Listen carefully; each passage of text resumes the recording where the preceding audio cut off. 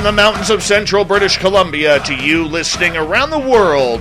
This, my friends, is Spaced Out Radio. I am your host, Dave Scott, sitting in the captain's chair of SOR headquarters. We welcome you to tonight's show on our terrestrial affiliates around North America, digitally on TalkStream Live, Revolution Radio, and KPNL. If you want to take a listen to our archives, we have them free for you at youtube.com/Spaced Out Radio. Do old Davey the favor, hit that subscribe button. You can follow us on Twitter at Spaced Out Radio, Instagram at Spaced Out Radio Show, and now on TikTok at Spaced Out Radio. Our website, spacedoutradio.com. We have a plethora of features for you. Rock out to Bumblefoot, read Shirky Poo's Newswire, check out our swag as well. Tonight's show is brought to you by Chive Charities. Help make the world 10% happier by visiting Chive Charities today. You can find them on our website. We got a great rundown for you tonight. First 2 hours, author Janis Harper is here to talk about her brand new book, Jonas on the Mountain. We're going to get into spirituality. We're going to get into psychic intuition and a lot more with Janis tonight. I'm very much looking forward to it. Then in hour number 3, we go into the swamp. Swamp Dweller will be here. It's Dave versus Dave time. We got the Magic 8 Ball in the back end of hour 3, Shirky Poo's News, and the Thought of the Dave, a jam-packed show for you tonight. Janis Harper is a writer, singer-songwriter, actor, and a former adjunct English professor turned expressive arts therapist. Her writing can be found in literary journals and anthologies around Canada and North America, including 2 creative nonfiction anthologies that she conceived and edited. She has a brand new book out called Jonas on the Mountain that gets into everything from intuition to psychic ability and the metaphysical universe that is out there.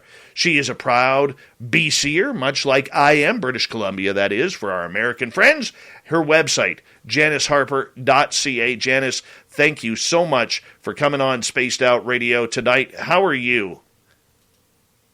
I am feeling really good, Dave. Thank you so much for having me. And wow, what a community of listeners you have there. Big shout out to everybody everywhere. Hello. Well, you know what? We really appreciate our people here because it is one of those things that we really don't have a show if we don't have them. So, I mean, it's really cool each and every night to see this chat room absolutely go wild, and it's pretty damn cool. So thank you so much for taking the time to join us, Janis. How is Vancouver Island this beautiful night? Well, it's been raining a little bit. There was a lot of snow, but now the snow is melted and the temperatures are getting higher. So, yeah, it's quite comfortable, quite nice. And how about where you are, way in the... We actually hit plus temperatures today. It warmed up. It was 1 degree Celsius, which is about 33 degrees Fahrenheit for our American listeners. And I'll tell you, it started to rain. I haven't seen the rain in months, and it started to rain. And, I haven't seen pavement in weeks because the snow has been so compact on the highways and in my area, and I actually saw pavement today. It's those little victories knowing that the days are getting longer right now. Absolutely. Yeah, we got up to, I think, 9 degrees Celsius today, so we're getting pretty toasty. Absolutely. Absolutely. So, Janis, let's learn a little bit about you. You're a former adjunct English professor. Where were you doing that? I was teaching both for a while at SFU, Simon Fraser University, and then at Douglas College. Yeah, in the Lower Mainland. Well, in Vancouver, basically, for about 20 years, off and on. And then I changed careers at midlife to become an expressive arts therapist. Well, I don't blame you for that because as a graduate of the British Columbia Institute of Technology, I do have to give you a thumbs down on your schools. That's just the competitive nature that we have. You know, to say sorry about your choices of teaching area. No, I'm teasing. I am big time teasing there. But I know you are. I mean, why make the change? Why decide to go from an educational background to all of a sudden doing what you felt you needed to do? Well, that's a good question. I loved teaching, and I feel that I'm always an educator, no matter what I'm doing. You know, it's part of me. It's in my blood and bones. I had always been drawn to counseling and to being a therapist, and I had tried talk therapy in my past, and it just didn't work for me. And then at one point, I discovered this thing called expressive arts therapy, which uses all of the arts modalities in creative and free-flowing ways in a therapeutic session. And being someone who is an artist, as you mentioned, I'm a singer-songwriter, an actor, and writer, this fit me like a glove. And as well, it also fit my my spirituality and my feeling that everything occurs in the moment and that you always have everything with you. And that can come out through the body and through the senses and through the arts. So in expressive arts therapy, we bypass the mind. So yeah, it fit me like a glove, and it just felt that for me, it was time for change. It had been 20 years that I was doing the teaching. Mind you, it wasn't a solid 20 years. It was off and on. I was doing other stuff as well. But yeah, it just felt like it was time for change. And I do change things up in my life fairly often. I just moved here to Vancouver Island a couple of years ago. Yeah. So does that answer your question?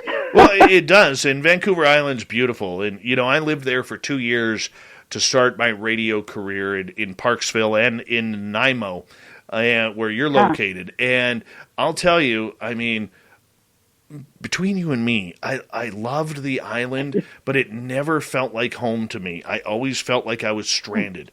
And, you know, I was in my mid-20s, and you know, I had stepped away first of my group of friends to graduate from college and take a career, and it led me out of town, and I didn't have any friends there, and it was a lonely place, and I hated every minute of it. I'm sure it'd be different now, but I mean, Vancouver Island is absolutely gorgeous. It really is. Yeah, and Nanaimo's probably grown since you were here. There's a thriving arts community in music and writing and theater. Yeah, I'm just getting to know it really myself. Were you with Chile Radio when you were here? I started off in Parksville at a little beach radio station there, and then I moved over to Nanaimo at the Wave. I believe it's 102.3 or 102.5 FM, the Wave. And there was the news station back then. It was an AM station that is no longer there anymore. So it's a big difference right there. So it is something that, you know what, I spent a couple of years there. Then I went into radio in Vancouver after that. And then I realized that, you know, with radio, there was something that, when you have a work in full-time journalism, the one thing that I learned very quickly is you have to make certain sacrifices to do that. So my sacrifice half the time in between paychecks was food or gas to get to work. And right. You know, so you know what? It worked out though. It worked out, and here we are. And a number of years later. And there you are. Number of years later, and we're right back in the saddle, making things happen. Now, for you, I mean, your book, Jonas on the Mountain, is fiction. We're going to get into that a little bit later in the show, but I want to learn about you here a little bit for our audience. You know, for you, when you are doing this, were you always an intuitive person or have interest in the intuition? How did it work for you? Okay, are you speaking in terms of the book, Jonas and the Mountain, or are you just speaking about Janis right now? Yeah, certainly. All my life, I was born very, I guess you could say, psychically active and aware, and also very spiritual.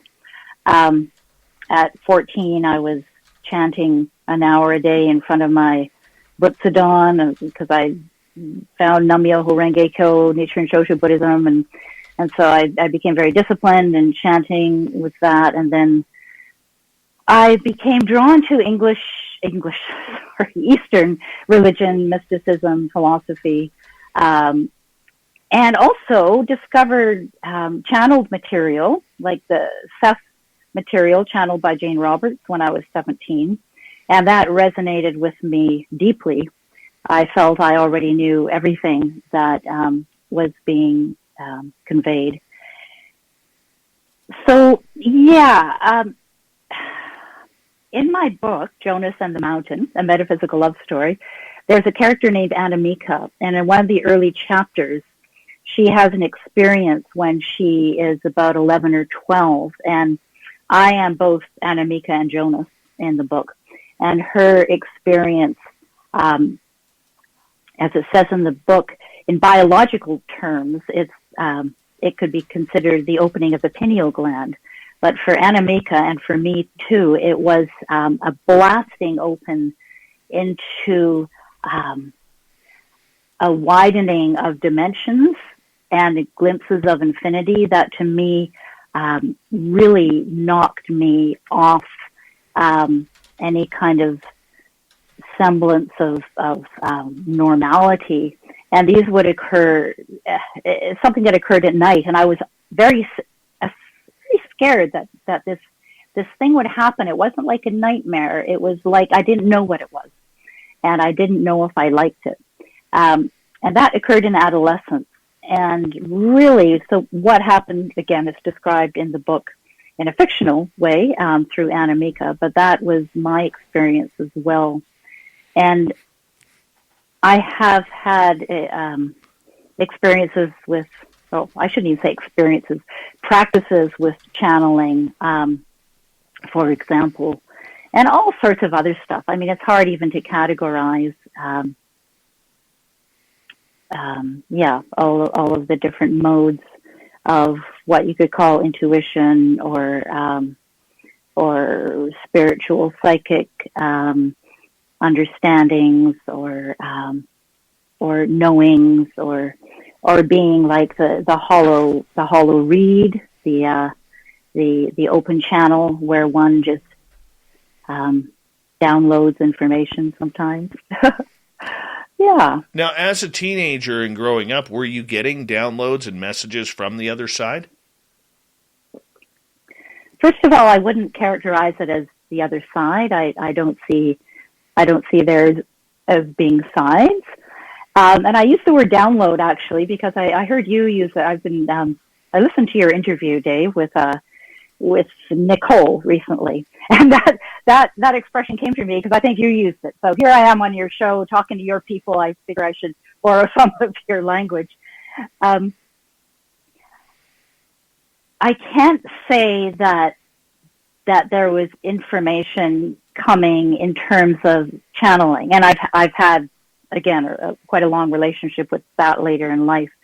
But as a young person, I can just say that I felt that I knew some stuff and that my world was very wide and that the physical world wasn't as solid and objective that other people seem to figure it was.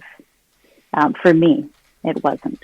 It was more like a reflection of myself rather than something separate from me. So I see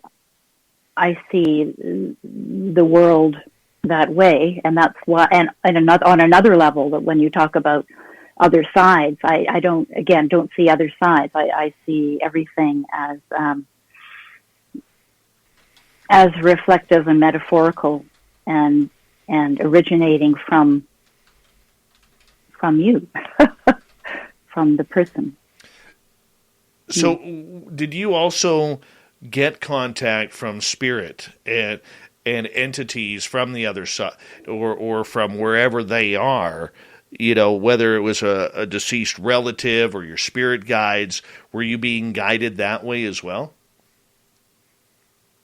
Are you speaking are we still speaking of always adolescent Janis, or are we speaking of just sort of in my life as a whole? Let's just go to Janis's life right now. We got you lying on the couch, okay, staring at the ceiling here. Tell me, Janis.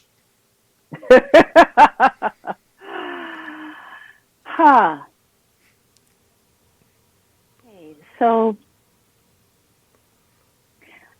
I'm going to speak of my book again. That's fine. Jonas and the Mountain, a metaphysical love story. In Jonas and the Mountain, the Jonas character hears voices, and strange poems start to come to him. So the poems that come to him in the book are poems, and also there are passages, prose passages, that came to me in the same way they came to Jonas. That is, they arrived when I stepped aside.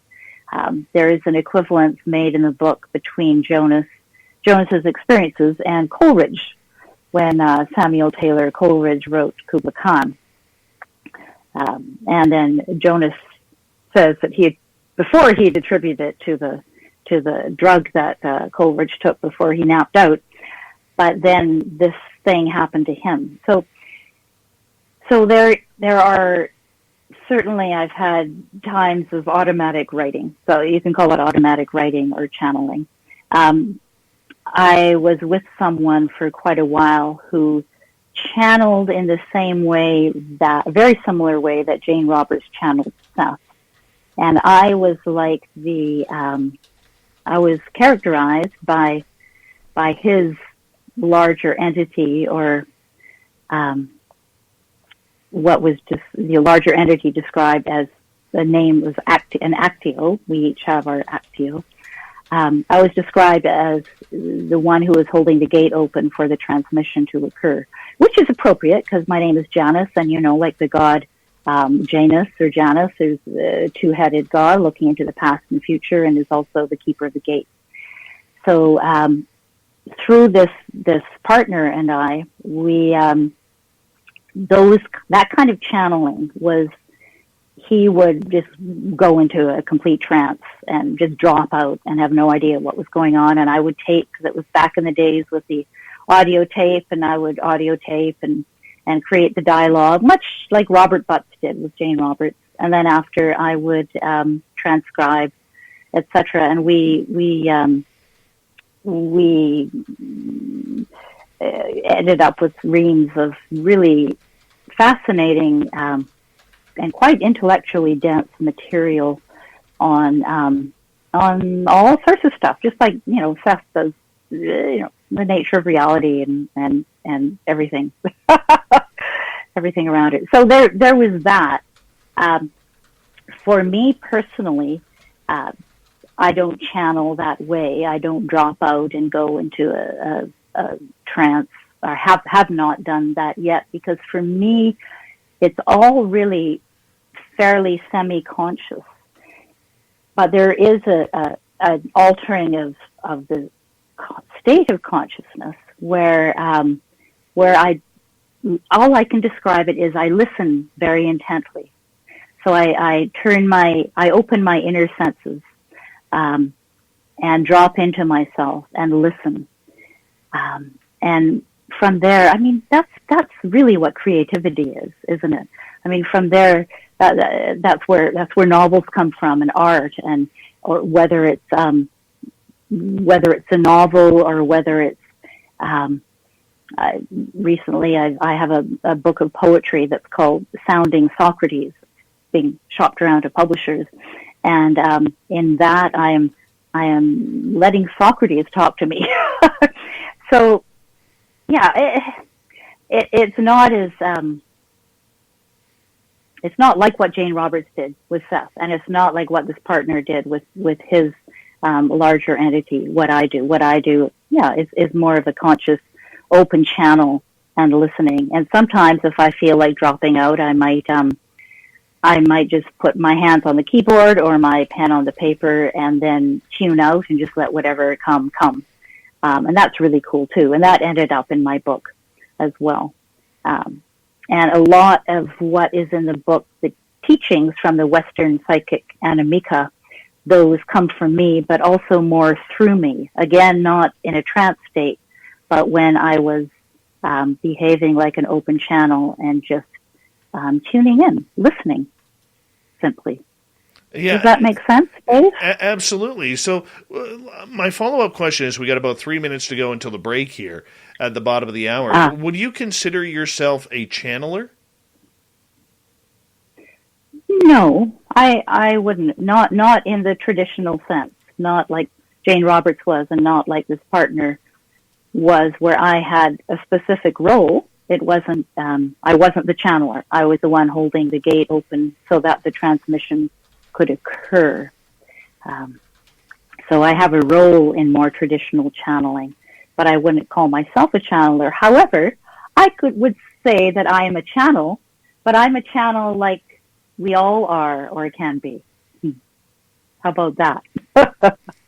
Well, you know what? I think anybody, once you're tuned into that ethereal world, that anybody can really channel anything. It's just a matter of whether or not you can get yourself in tune to do it. Yes, exactly. That's I agree with that, Dave. Yeah, it's not easy, but I mean, it happens. It happens every now and again. You're just sitting there. Next thing you know, hot damn, you got ghosts on the brain talking away through you. It does happen. Kind of like a radio frequency, eh? Could be. Could be. Yeah, tuning into radio frequencies, where you hear that kind of stuff. Yeah. So when spirit communicates with you, is it happening often? Is it something you can control? As we got about 90 seconds.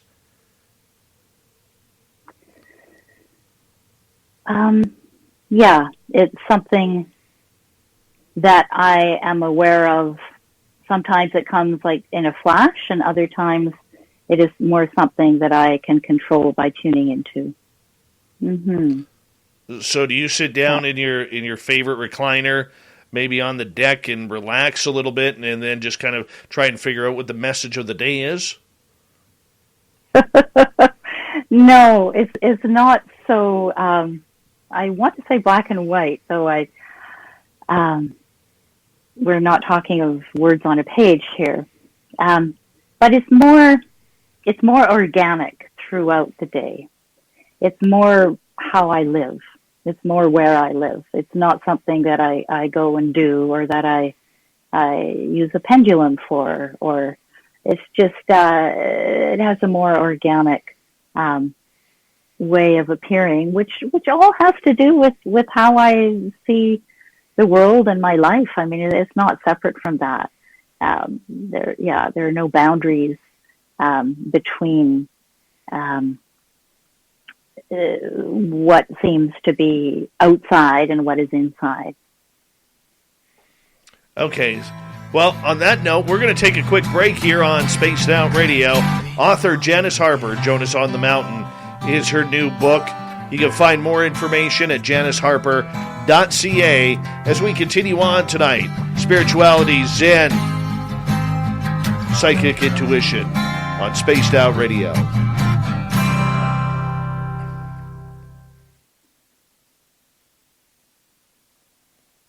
And there we go. We're clear. Okay, we're not on anymore. Well, the people on YouTube can hear us. The radio side is. Oh, yeah. The people on YouTube. Hi, people on YouTube. Okay, I'm going to just go away for a couple of minutes. You if that's go. Okay. Okay. You go. Thanks. Okay.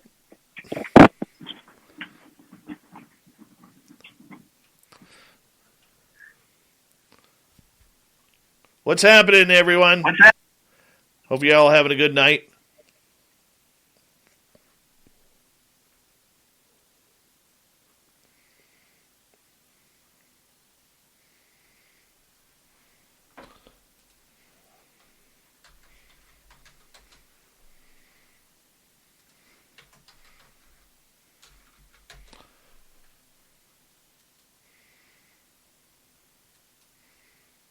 If you guys want to know what Bart L looks like, or the Kingdom of Barther, or Kingdom of Bart looks like, let me just show you a little picture of him that he sent me the other day, right here. Right there. This is what Bart looks like right here.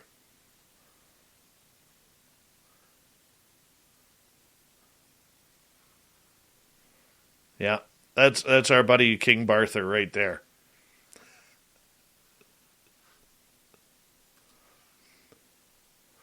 Hey, it's gorgeous Lynn Sows. It's been a while. Nice to see you. Happy New Year to you. Chris Mo, what's going on? The lovely Shar, what's happening?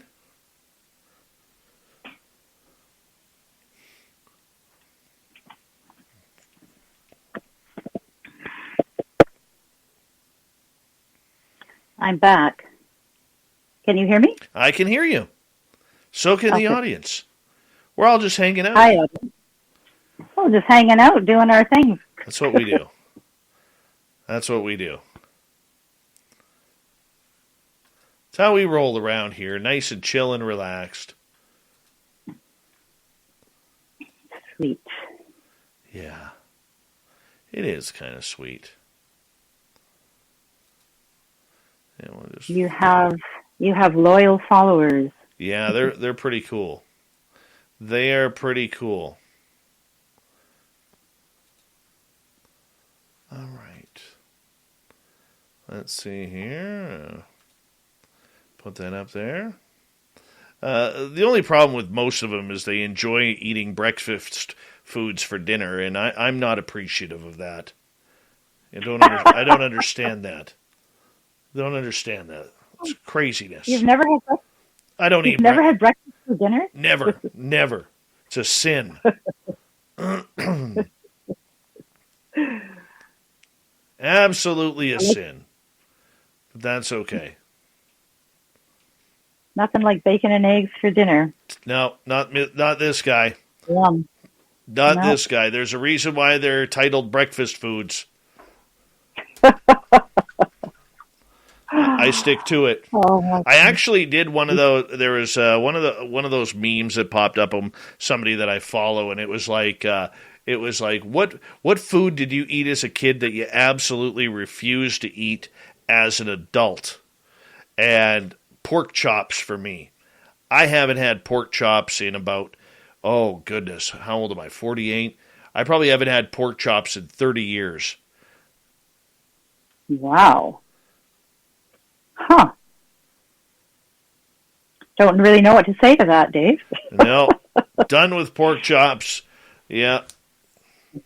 Done with pork chops. Oh, yeah. You eat other parts of the pig? Oh, yeah. Bacon and bacon and bacon. And ham. Ah, and ham. Ham occasionally. Yeah, but pork chops, no way. I'm out. Greenheart in the chat room. I just had fried eggs and ham for dinner in chilly Vermont. 0 degrees Fahrenheit tonight. Yeah, well, you ate breakfast for dinner, and that's wrong. That's just completely wrong. Oh, all right, Indrid Cold, nice to see you. And let's see. I just want to say a quick thank you to our good buddy Sebastian for the amazing super chat tonight. Thank you, Sebastian, for your love of this show and our friendship. Really appreciate the love. And a super chat is a great way to support what we do on this show on a nightly basis. So thank you. Thank you to all the veterans out there who are tuning us in. I talked to Lynn Wallington earlier today. She is pumped up about returning from COVID and getting back on the air this weekend with Spaced Out Weekend, starting at 6 p.m. Pacific, 9 p.m. Eastern, followed up by the After Hours show with Gemma, Big Willie, and John Hudson. It's always a good time with them. Hi, Derek Cook. How you doing? And Mr. Stylin' Profiling right there. And the gorgeous Kim Jellin. Good to see you. Here we go, everyone.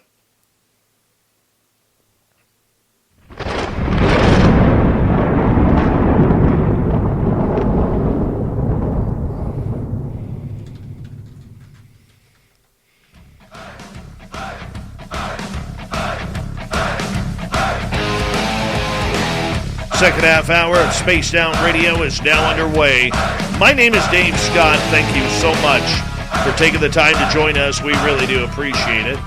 Want to remind you that if you've missed portions of this show or others, check out our free archives by going to youtube.com/Spaced Out Radio. Do old Davey the favor, hit that subscribe button. Our website is spacedoutradio.com. We have a plethora of features for you. Rock out to Bumblefoot, read Shirky Poo's Newswire, check out our swag as well. Follow us on Twitter at Spaced Out Radio, Instagram at Spaced Out Radio Show, and now on TikTok at Spaced Out Radio. We continue on tonight with Janis Harper. janisharper.ca is her website, where her brand new book, Jonas On the Mountain, is now out. You want to check that out. It's in every major bookstore. Hanging on out with Janis, talking all things Zen and Chi. We're finding it tonight. Janis, welcome back. Thank you. Good to be here. Zen and Chi, huh? Okay. Absolutely. So right before the break, we were kind of talking about psychic communication with spirit. Are you in touch with your spirit guides?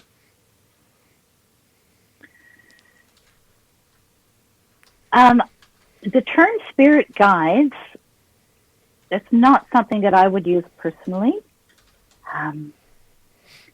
Not saying that they don't exist, but I see whatever can be called guides, or what you call guides, as either aspects of my greater self, my multidimensional self, the self that of which all of my incarnations and various personalities that exist in other dimensions or in other times and places, of course. I would associate those with being what you call guides. So being in touch with spirit guides, yeah. And again, for me, it's not so much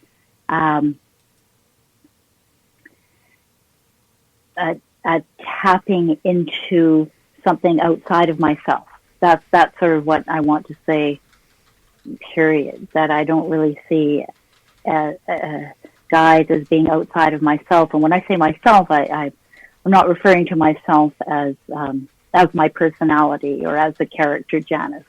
I'm referring to a larger self. So, yeah, one can say that that I am in touch with what you call spirit guides, and what probably a lot of other people do. I just don't use that term myself. Which term do you use?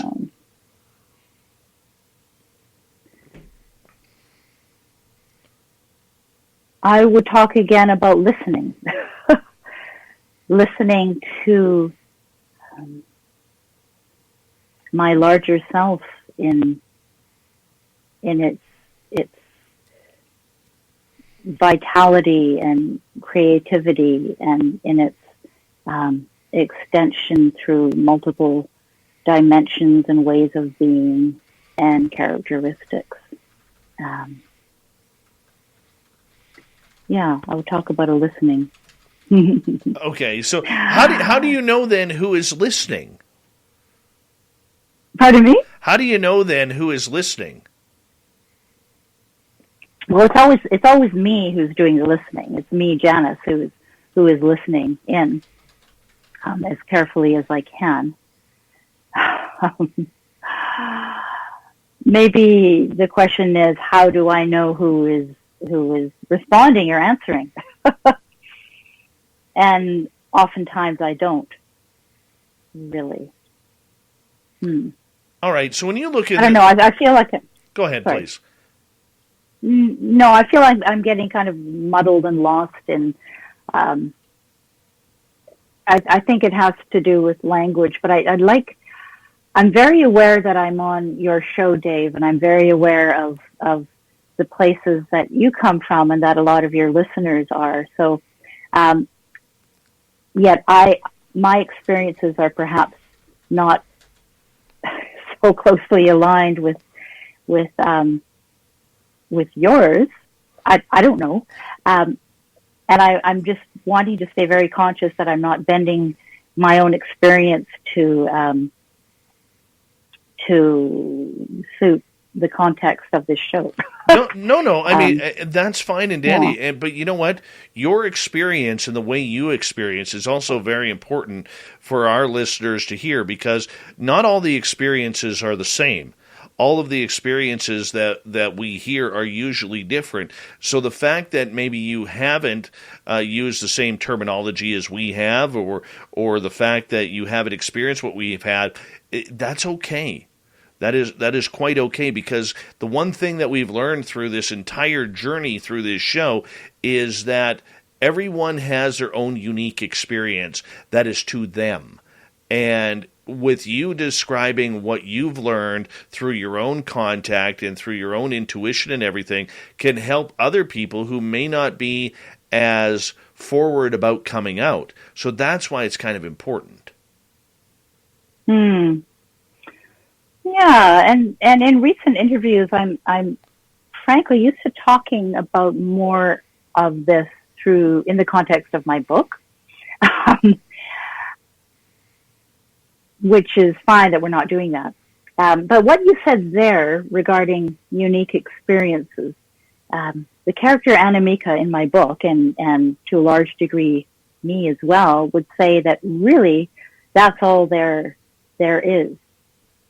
The unique experience, that there really isn't commonality of experience, that in a very real way, each of us lives in his or her own world, that there's really nothing out there but ourselves, or what we believe, or whatever we see is there specifically for us to learn from and to reflect ourselves back to us to learn from.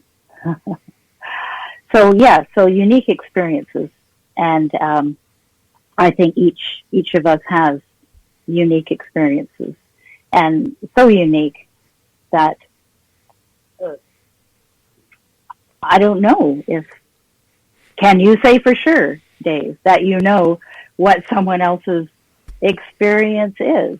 I mean, you can share language, and you can share some semblance of objectivity, like when you say, okay, we have these experiences of UFOs or aliens. But how do you know that another person is experiencing what you experience? You see, that's the interesting part. So, I'll give you an example of that. There's been numerous people who have been on this show, or even in our chat rooms, who have explained that they have been in groups where they have seen things, but other people in that same group looking in that same spot see nothing. So it's almost like the message is laid out just for them. Mm-hmm. Yeah, and I would widen that to absolutely everything in your world. Everything. The people you meet, the events in your life, the objects around you. I would say that is all you as well. That your inner landscape is what you see outside of yourself. That is you reflected. That everything outside of yourself is a mirror, and perhaps doesn't exist, perhaps does not have an objective reality. Anamika in my novel could be described by some as a metaphysical solipsist. So that's sort of the philosophical category, perhaps, that I'm speaking of. Okay. But what you just said there, okay, yeah. Do you think then that the spiritual side of everything is a lot more philosophical than what we give it credit for? Oh, I'm not sure I know what you mean by that. A lot more philosophical. Well, a lot more deep, a lot more connected than what we are experiencing on our own.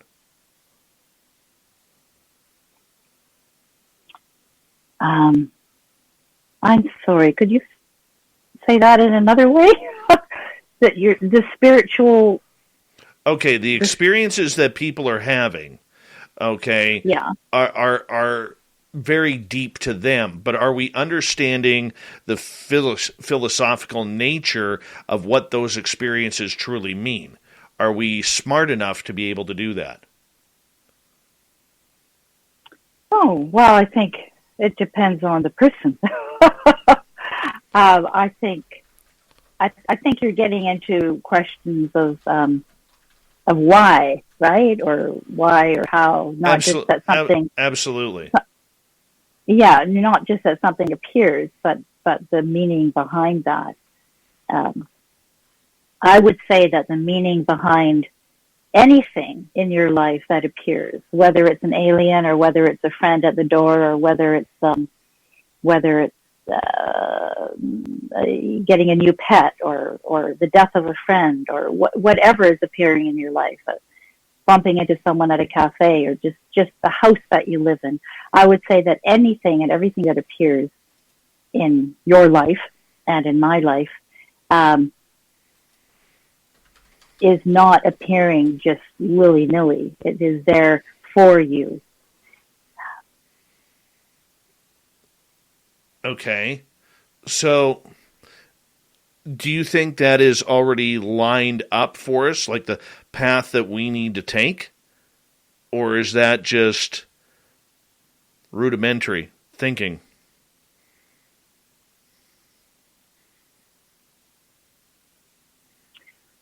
I don't think there's any set path for people. I think we are creative beings. I think we create our lives like artists. I think each of us is an artist, engaged in our lives. We are holding a paintbrush and we're splashing paint on a canvas. And we're going, oh yeah, that's good. No, I'm not sure if I like that bit. Maybe I'll change that. How can I change that? Why did I put that there? What does that mean to me? What am I supposed to get from that? Okay, we'll splash a bit of paint over here. I think we are always artists engaged in our in creating our lives. I don't want, when I say creating our lives, I don't mean there is a common New Age adage, which is you create your reality through your beliefs. And while I believe that, I think that some people take it in quite a facile way. The whole, attracting and manifesting what you want into your lives. Oh, affirmations, or if I just change this belief, this will happen. I don't think it happens that way. I think that there is something larger that you need to drop into. So again, I'm talking about the greater self, and a listening in, a tuning in. And once you are aware or have the sense of yourself as a greater whole and as a multidimensional entity that is inherently creative and inherently loving and inherently on the brink of discovery in each moment. Once you tune into that, then you can see how you are creating your reality, or how your reality is a reflection of you. And again, as I mentioned before, on one level, there's nothing else out there. Or Anamika in my novel would say, there's nothing else out there. It's all you. It's just you. So by that thinking, even with the book, are you saying that you are your own god or goddess?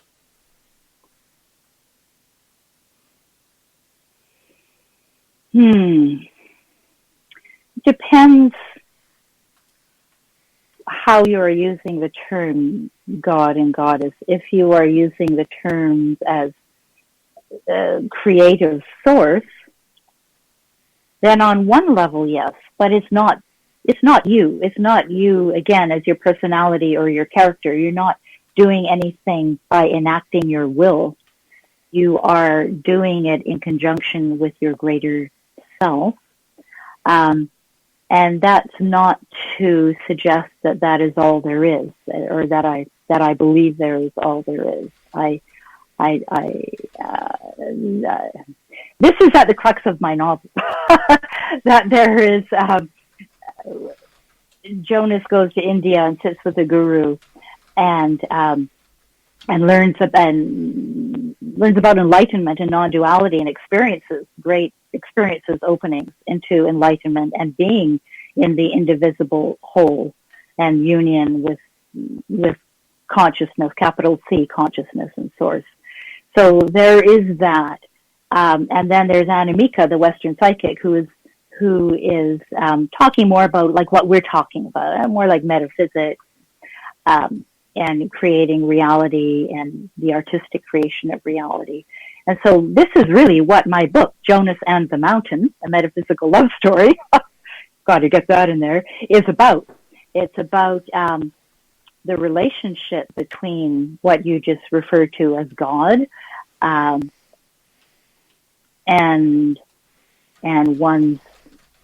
metaphysics and one's creative interaction, or one's creative reality. Does that answer your question, kind of? I think it does. I think it does. Yeah. I mean, doesn't that go along the sense of what is reality?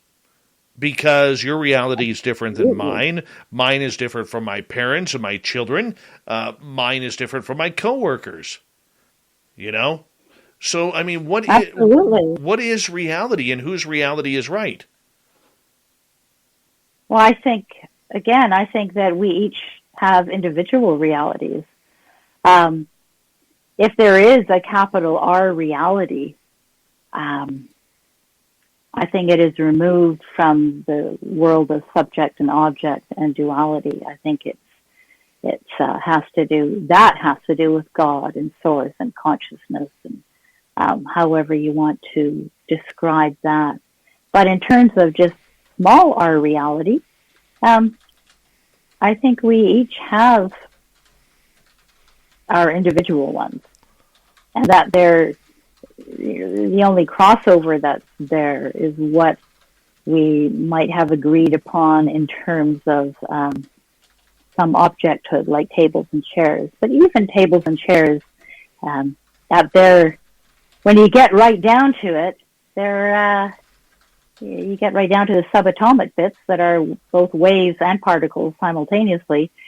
There's not really an independent existence there either. They're not something that we can see and notice as objective and separate from ourselves, because in the perceiving we change it. So yeah, I think that there all of that, the material world, physical reality, it's a suspect as waves and particles, subatomic bits that are waves and particles simultaneously.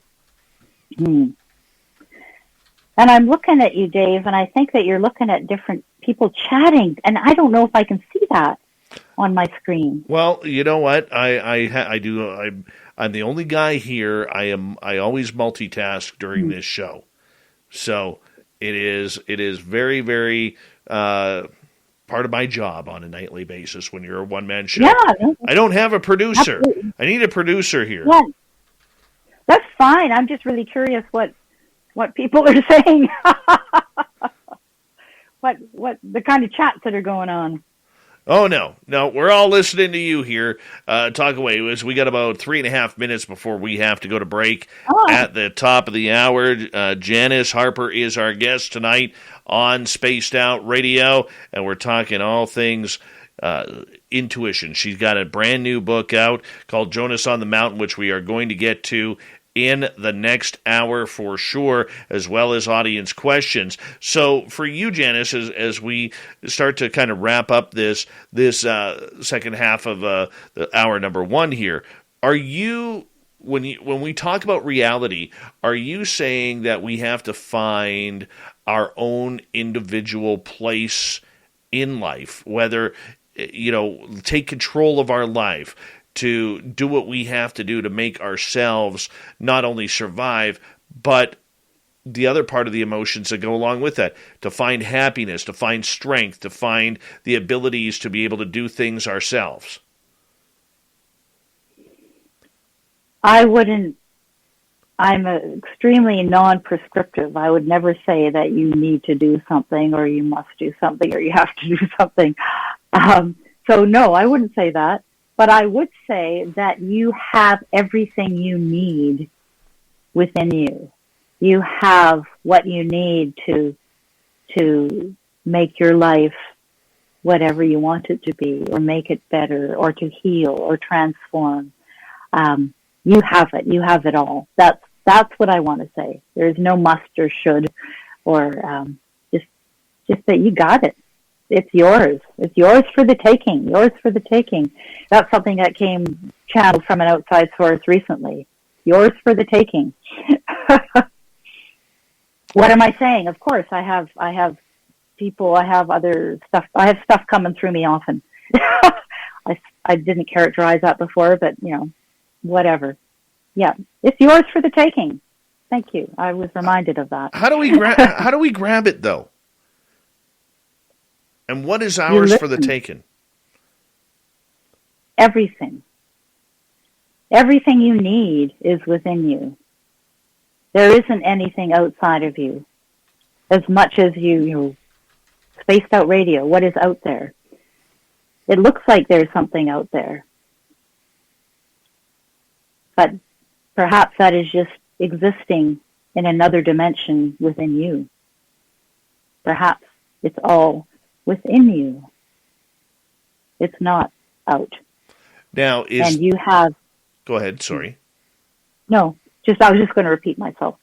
Okay. You have everything. You said something interesting to me there, which was it's about the dimension within you. As we got just over about 90 seconds to go here. Now, does that mean we all have dimensions inside of us, or do we look at that more scientifically and look at it where science believes we are multidimensional beings? We are multidimensional beings. I can't see any way around that. We exist in many dimensions at once. I know this, and I think you and probably a lot of your listeners know this through experience, whether you see it as something projected outside of yourself, as something from outer space. Anamika says in Jonas and the Mountain that outer space is inner space turned inside out. So that's what I want to say.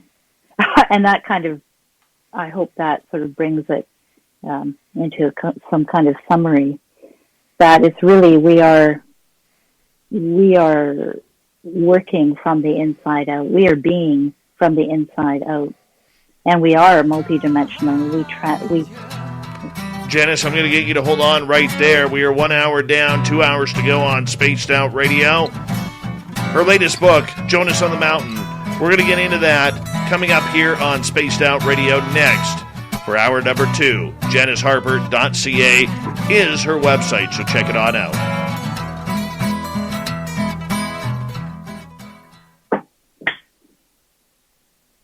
Thank you, Phil, for that awesome super chat. Appreciate that. Thank you. I'm going to leave you. I'm going to leave for a couple of minutes. Not a problem. Not a problem. And Dave, if you don't mind, the title of my book is Jonas and the Mountain. Why did I get it? I read it wrong. It was typed wrong in here. Then okay, Jonas and the Mountain. Yes. Okay. Jonas and the Mountain: A Metaphysical Love Story is the entire title. I got it. Yeah, so Jonas and the Mountain. Okay, thank you. All right. I'll see you in a couple of minutes. No problem.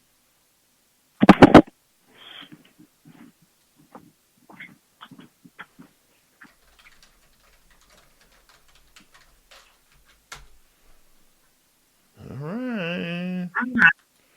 There we go.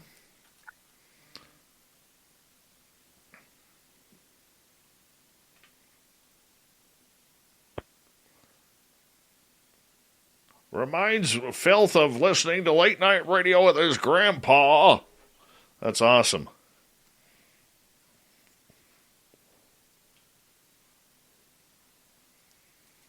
Yes, if you have any questions,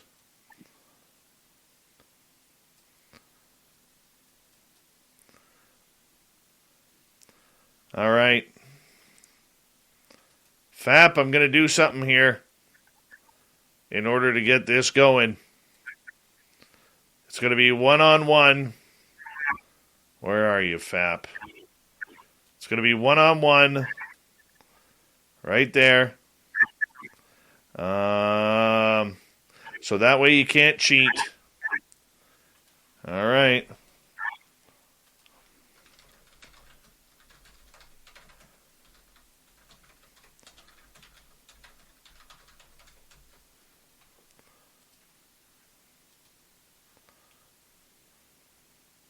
Paul Perez, how are you? Nice to see you. Or is it Perez? It's probably Perez. Sorry about that.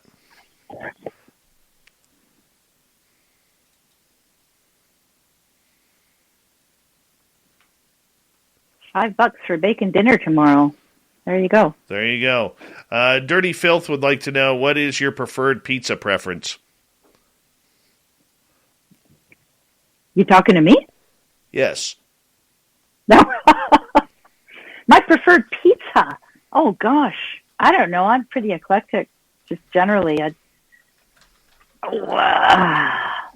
Hey, I like anything, so not a lot of pepperoni.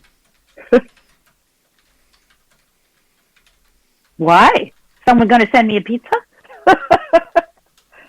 Well, I get Filth. You never know with him. You never know. Hi, Jeff Steve Garvey. How are you? Thanks for joining us.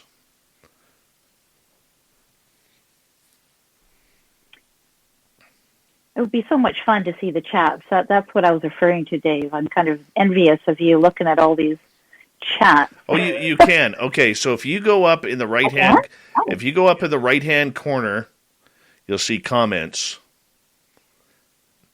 Yeah, I have it filling the screen. I see no comments. That's okay. Oh, okay. Never mind. I think when I play it back, I will, because when I listen to your other episodes, I can see that. So, yeah. Yeah. Are people saying anything about me? Oh, they're loving you. They are loving you. Let me find some comments here. Hold on. Ham and pineapple's good. I like ham and pineapple. Maybe mushrooms and olives. Oh, okay. Ham and pineapple, mushrooms, olives, maybe a couple of anchovies. There you go, to whoever asked. Let's see here. I'm just having to scroll back in the chat. Dave, it's okay. All it's right. Okay. No worries. There's Mennonite You Abe. need it. Aw, Abe. Aw, thank you, sweetie. Oh, Oracles and Beyond. Okay, yay. Oh, wow, all the love. I love you back. I do. Thank you.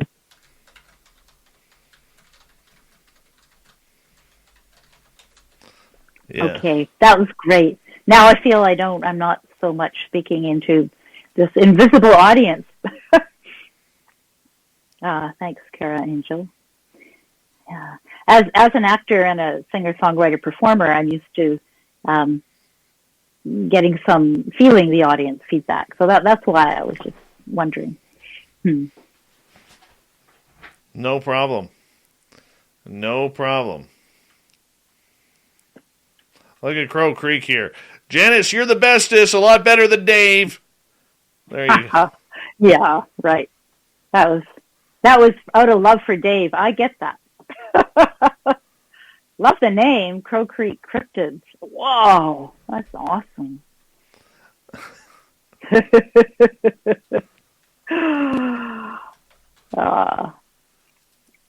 And of course, you and Dave go way back. Oh, yeah. Oh, yeah. Yeah. Yeah. All right. Just for our chat room purposes, Bart L. is not returning to the chat room tonight. He says he's got to do some stretching, and he will prepare for FAP maybe on Friday. So the big battle between, chat room battle between FAP and Bart will take place this Friday night. It is a brawl for it all in our chat room, and I'm looking forward to it. Thank you, Sebastian and Phil, for the super chats. And here we go. You're listening to Spaced Out Radio with Dave Scott.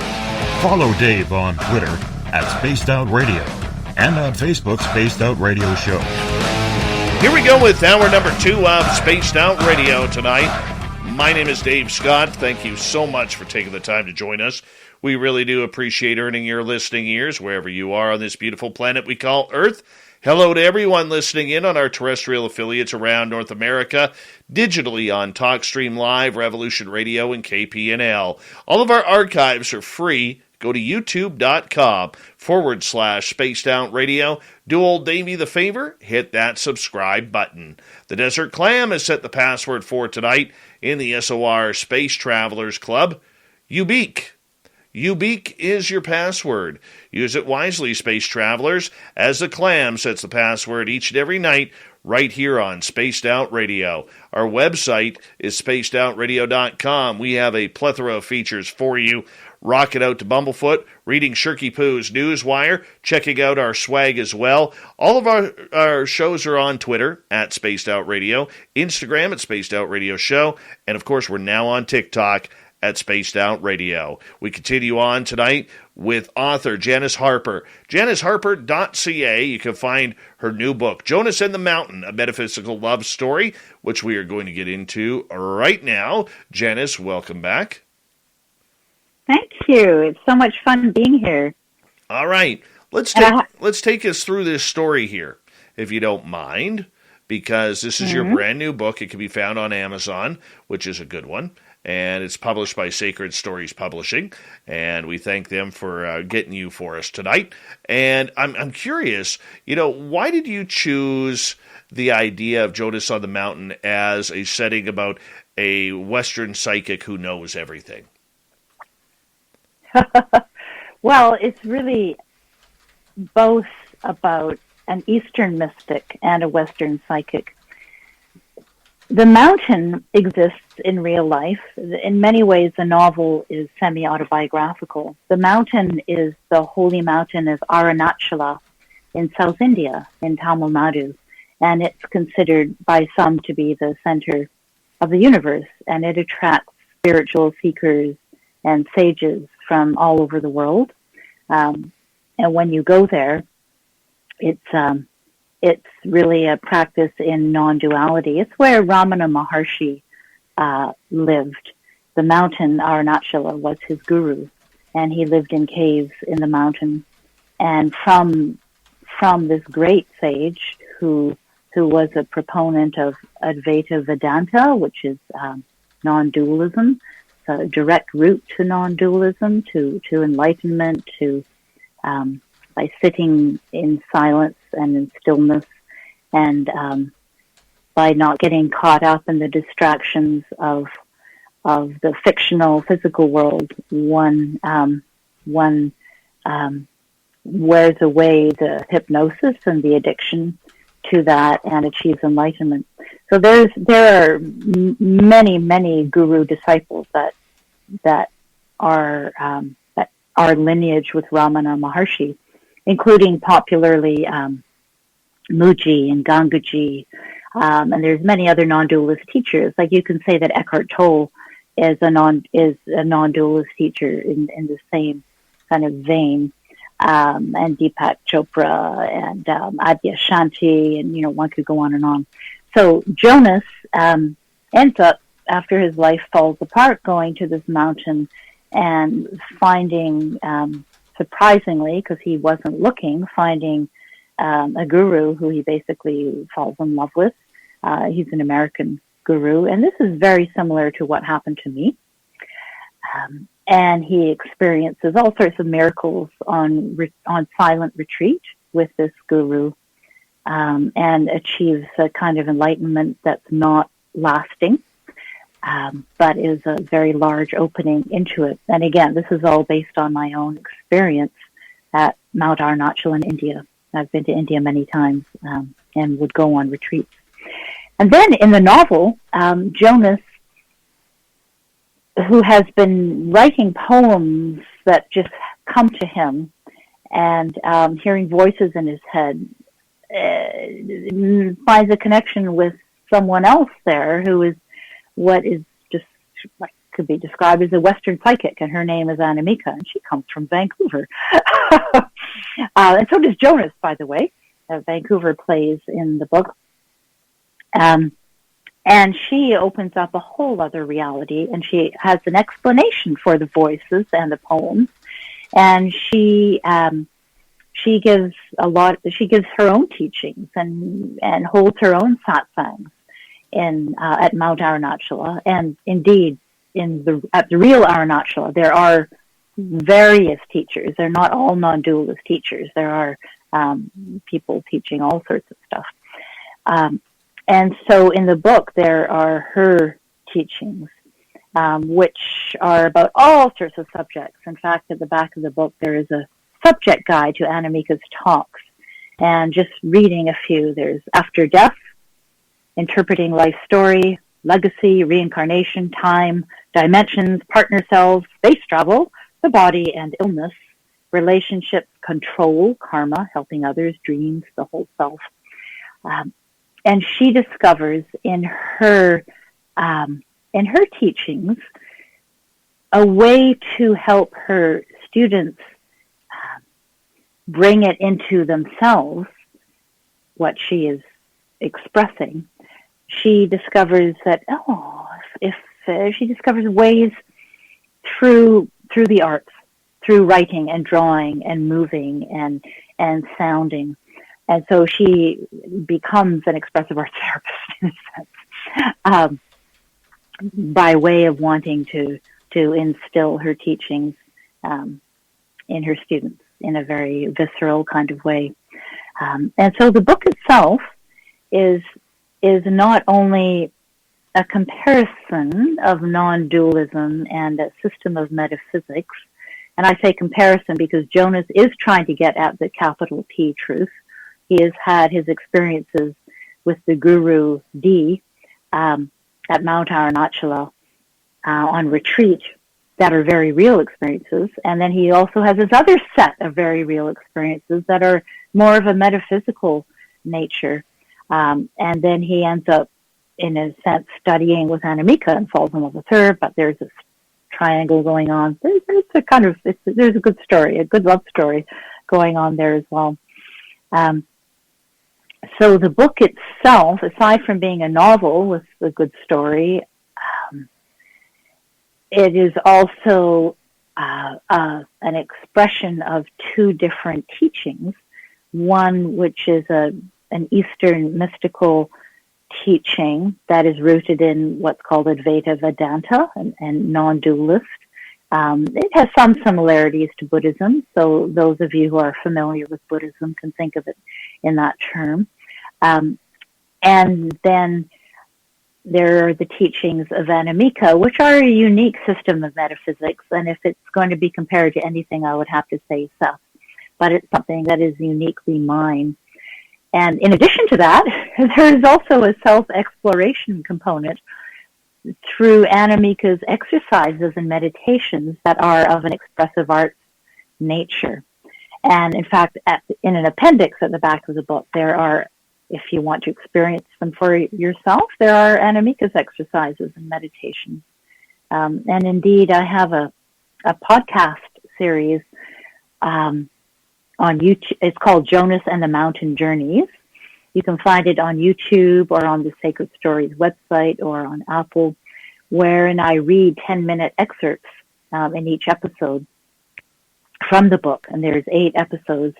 And some of them are me speaking in the voice of Anamika and giving one of her teachings, and then leading the listener through an expressive arts activity.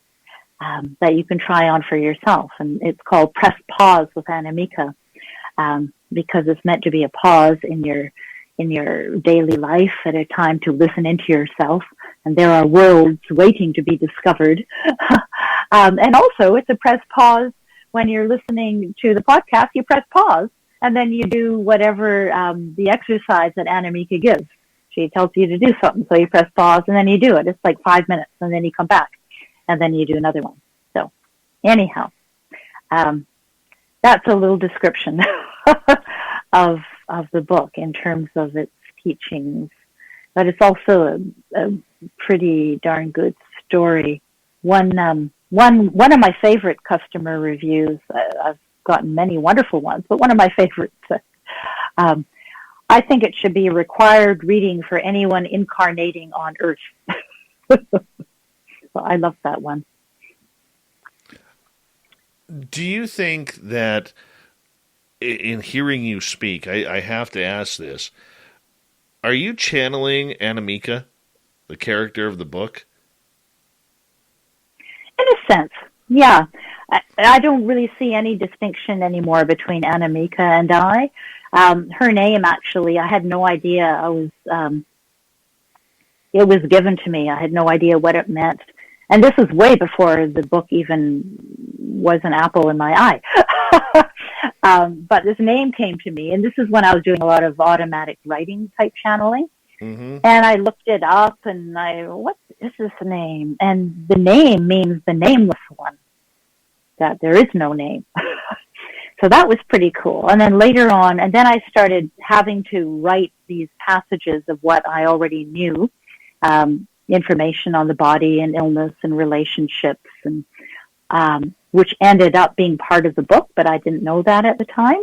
And I didn't know that Anamika would be the name of the character in the book. The book really was like a gift to me, and I'm still in awe of it and learning about it myself. Frankly, the book poured out of me in 4 months. It was a few years ago, because it was a bit of a hard sell. I mean, it's a novel of ideas. It's philosophical. It's spiritual. It has expressive arts therapy. It's self-help. Doesn't fit in comfortably to many publishers' lists. So I didn't want to self-publish. I'm a published writer, and I wanted to find an actual publisher. So that took a while. But the novel came, and the structure came, and the structure itself is really quite unique and interesting, and a salient feature of the book. It's structured by the 5 elements, and it goes back and forth between philosophy. There's all sorts of cool stuff, including the guru's name, which is D, and that's not really a name because the rest of the name was erased. So we have the 2 teachers don't really have names. So yeah, the book itself was, it feels like my heart, frankly. It was a special gift, and it's, I'm really happy that it's being received so well. I knew that those who were in the target audience, so people who are into metaphysics or non-duality, would love it, but I'm really happy that it has more of a mainstream appeal. Anyhow, sorry, I'm kind of going on now. No, I think it's great. I think it's great. You brought up automatic writing in regards to your communication with Anamika. I mean, what is that like to automatic write? A lot of people may not understand that. Oh, okay. So actually, that's a teaching in the book. There is one of the exercises is Anamika shows you how you can communicate with one of your what she calls a partner self, but it is kind of like another life, one of your reincarnations, if you will. Well, that's more commonly understood. But because she doesn't believe in that time and space exists, everything is simultaneous, so these selves exist all at once. But she has a teaching in the back of the book about how you can do that yourself, and that is a kind of automatic writing. So it's simply holding a pen loosely in your hand over a piece of paper, or putting your fingers lightly on a keyboard, and just not doing anything, not trying, just opening your inner senses and listening in. There is no doing, there is no trying, there is just relaxing and doing nothing. And then if something comes, if a word comes, then you write it or you type it, and you don't anticipate. You don't look for the next word. You just wait. And then sometimes there are sentences that will just come. In fact, can I, Dave, as an example? Sure. There's just a paragraph. Okay, so in the back of the book, here is that other lies exercise I was talking about. That is actually part of the novel itself. It is embedded within the novel, but it's also in a section at the back of the book for you to try on your own. So this is an answer to your question, really, for automatic writing. However, this automatic writing is writing that communicates specifically with a part of yourself. Other lies exercise, it's called. Hold your pen loosely in your hand. Keep a sheet of paper beneath it or nearby. Now close your eyes and sit any way that feels comfortable. Let your thoughts leave your mind. Don't push them out, just let them go. There's nothing at all that needs your attention right now. Nothing. There's nothing to do, nothing to remember, nothing to think about. If a thought enters, tell it you'll deal with it later. Clear a space. A large, empty, peaceful space. Just sit for a while in it. Someone is now coming into the space.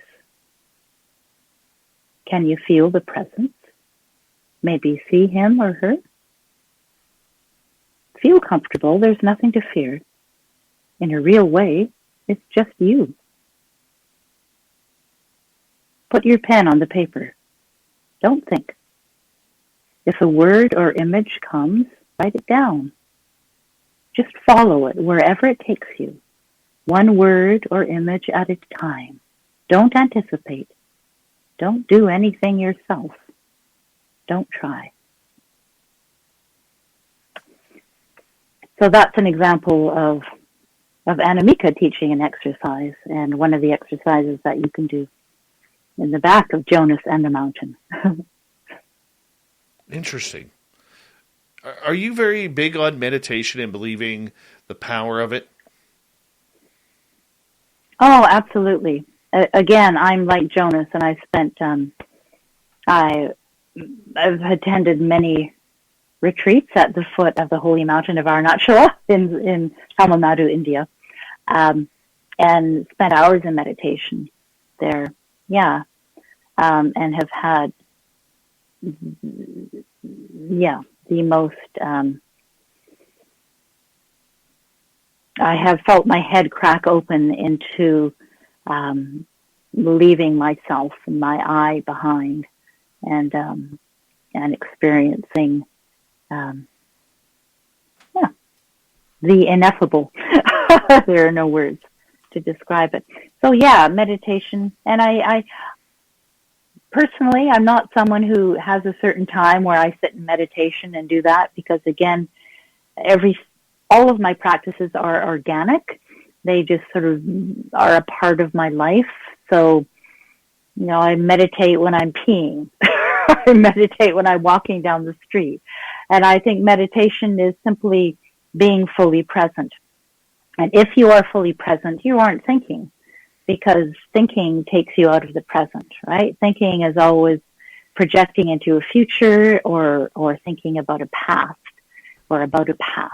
When you are fully present, there is no thought, and you are immersed in the now. And that is real life, and that's where it's all happening, man.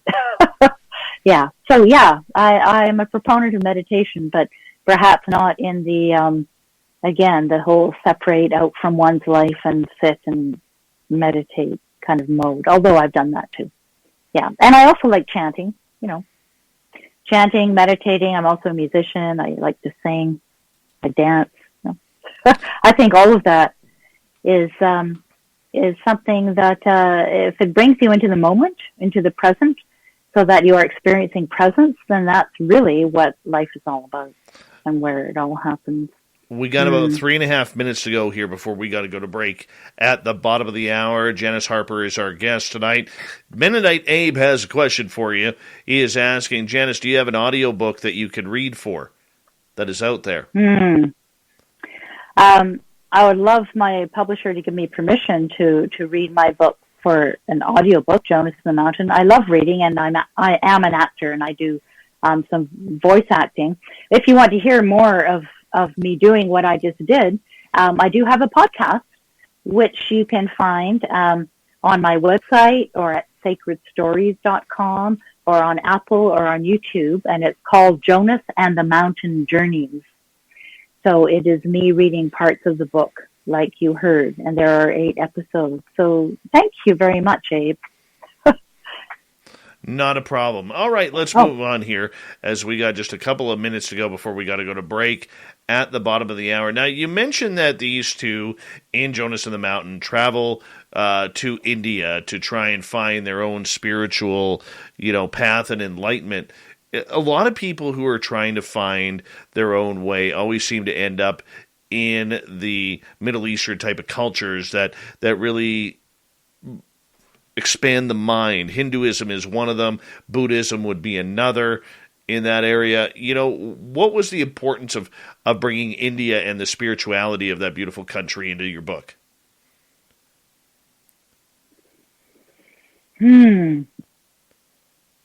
Well, I wrote the book after my first long retreat with a guru who is very much like the guru described in the book. In fact, the guru in the book is based on the dude that I sat with in India several times and who really filled my life for several years.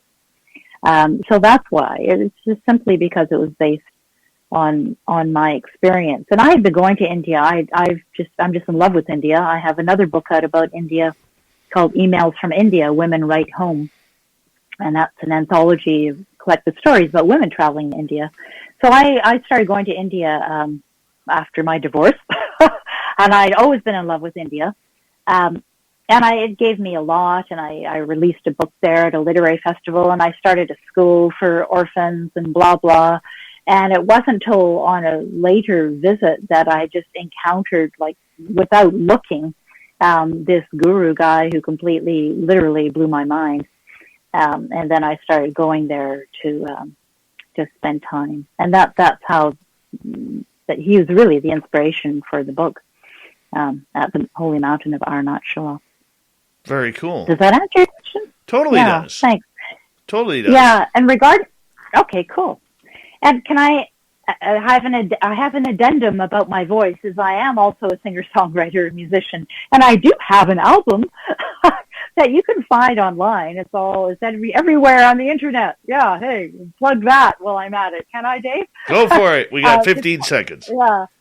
Okay, it's called Better This Way, and there's 11 tracks, and that's my music, and you could probably listen to it on Spotify, and then I won't make anything, but that's okay. Hey, as long as you enjoy it. It's also on my website. None of us make anything off of Spotify, but we got to be there.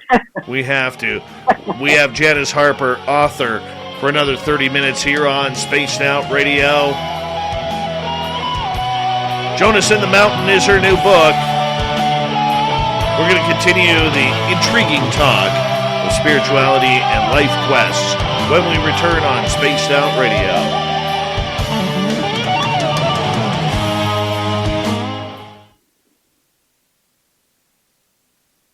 All right, give me 1 second here. Hello, gorgeous Jessica McCreary. How are you? Michael Haywood, good to see you. Thanks for coming on in. I think we're all caught up in the chat room right now. It's good times. So, Janis, when we get to the break at the top of the hour, after I say goodnight to you, just hold off so I can say a proper goodnight to you after the break, okay? Do, Dave. All right, not a problem. Can you hear me? Okay. I'm just going to disappear for a minute again. All right, not a problem. You go right ahead.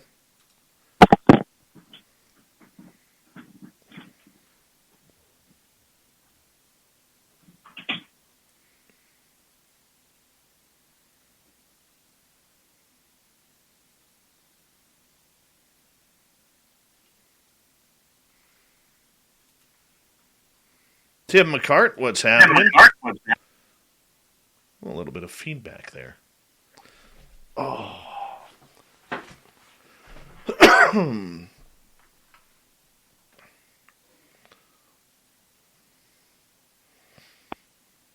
Bob Birkins, a little bit too much pickle juice tonight?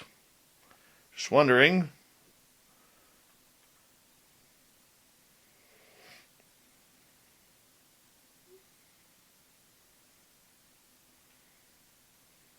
Yes, Michael Haywood, this is a Dave versus Dave night every Tuesdays and Thursdays.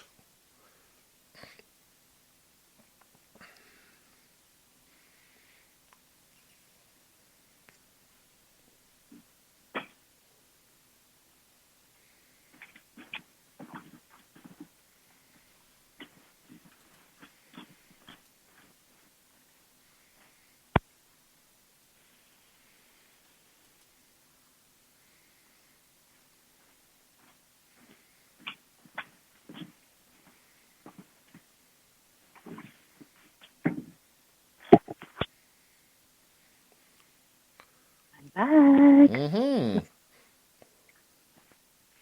You're vaping. I am.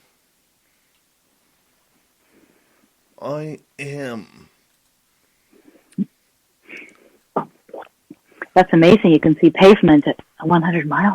Wow. I know. It is amazing.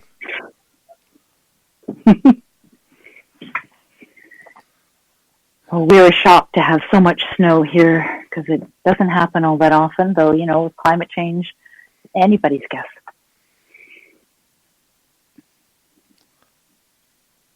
Well, it's going to be interesting to see what happens.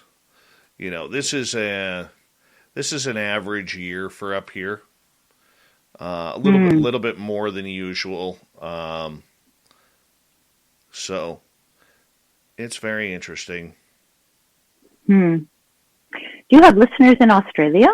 We got listeners all over the world. In our chat room tonight, there's USA, Canada, the United Kingdom, Australia, New Zealand, Austria, a number of people. Hello, gorgeous Candy Romero. How are you? And Jason Pearl, good to see you. Good night, Kira. Oh, good night, Kira. I lived in Australia, and I've been to New Zealand, and I'm just thinking of the time difference. Well, it is tomorrow, so we always ask, because they live in the future, we always ask if we're alive tomorrow. So. Yeah. Well, yeah. Interesting. Any from Japan or India of your listeners, Dave? I don't think we've ever had anybody from Japan actually join our chat room. I know the people in Japan have tuned in. India, we used to get a couple of people. The funny part about it is when it comes to India, the majority of people who come in from India are more here for UFOs.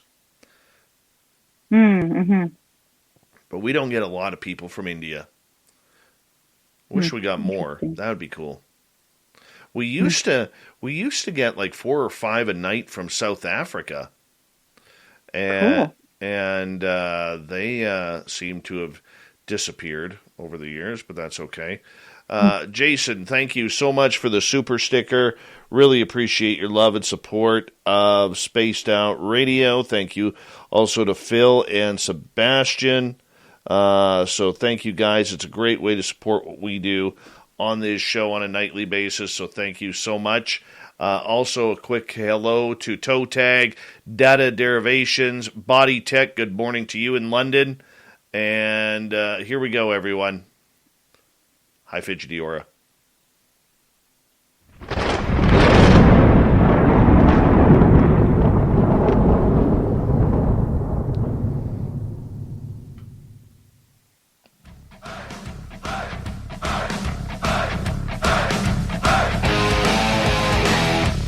We pass the halfway point of Spaced Out Radio tonight. My name is Dave Scott. Thank you so much for taking the time to join us. We really do appreciate it. Want to remind you that if you've missed portions of this show or others, check out our free archives by going to youtube.com/spaced out radio. Do me the favor, hit that subscribe button. Our website is spacedoutradio.com. We have a plethora of features for you. Rock out to Bumblefoot, read Shirky Poo's Newswire, check out our swag as well. Follow us on Twitter at Spaced Out Radio, Instagram at Spaced Out Radio Show, and now on TikTok at Spaced Out Radio. We continue on tonight with Janis Harper. janisharper.ca is her website where you can find her latest book, Jonas And the Mountain. It's also be found on Amazon. It is rating 4.5 stars on Google Reviews, which is pretty damn good if you ask me. I'd be lucky if I got like 2 stars. But nonetheless, we have Janis right till the top of the hour here. Janis, welcome back. Thank you. It's been fun so far. I got a couple of questions from our audience for you. And this one, we'll start with Greenheart, who is asking, Janis, do you know anything about twin flame versus soulmate? I have been burned in love so many times. Well, my book, Jonas and the Mountain, a metaphysical love story, is really could be characterized as about soulmates. However, Anamika says that she doesn't really believe in soulmates, that there are many souls and many mates, and it's all malleable and flexible, and there isn't any one for another. Twin flame versus soulmate is in your question, Greenheart. Twin flame, my sense of that right now, as I'm reading the word, has more to do with the relationship between partner selves, which is my term, which is in the book, or you could think of it as incarnations that might exist in the same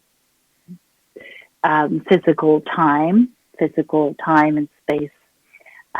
So when I think of twin flames, I think of two being within the context of one larger entity or greater self.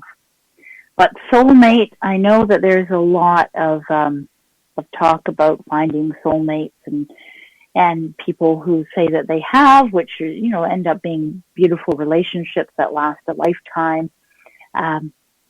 But for me personally, I don't know. I'm more about the twin flames in terms of aspects of your greater self, which you can communicate with, and which you do communicate with all the time, really, on different levels of consciousness and in your dream state. And when you're lost in your imagination, you are often communicating with other aspects of yourself or other twin flames. But in terms of another person in the world and the soulmate, well, perhaps. But I think there are lots of those out there. So, yeah, being burned in love so many times, hey, that happens, doesn't it? And I think the burning is what's important for you and for anybody. Burning, there is so much there in the burning. And if you can find what is being burned away, perhaps, that needs to be burned away in your life, that might be what's going on. Again, I'm just looking at your question and thinking about burning away stuff that needs to go.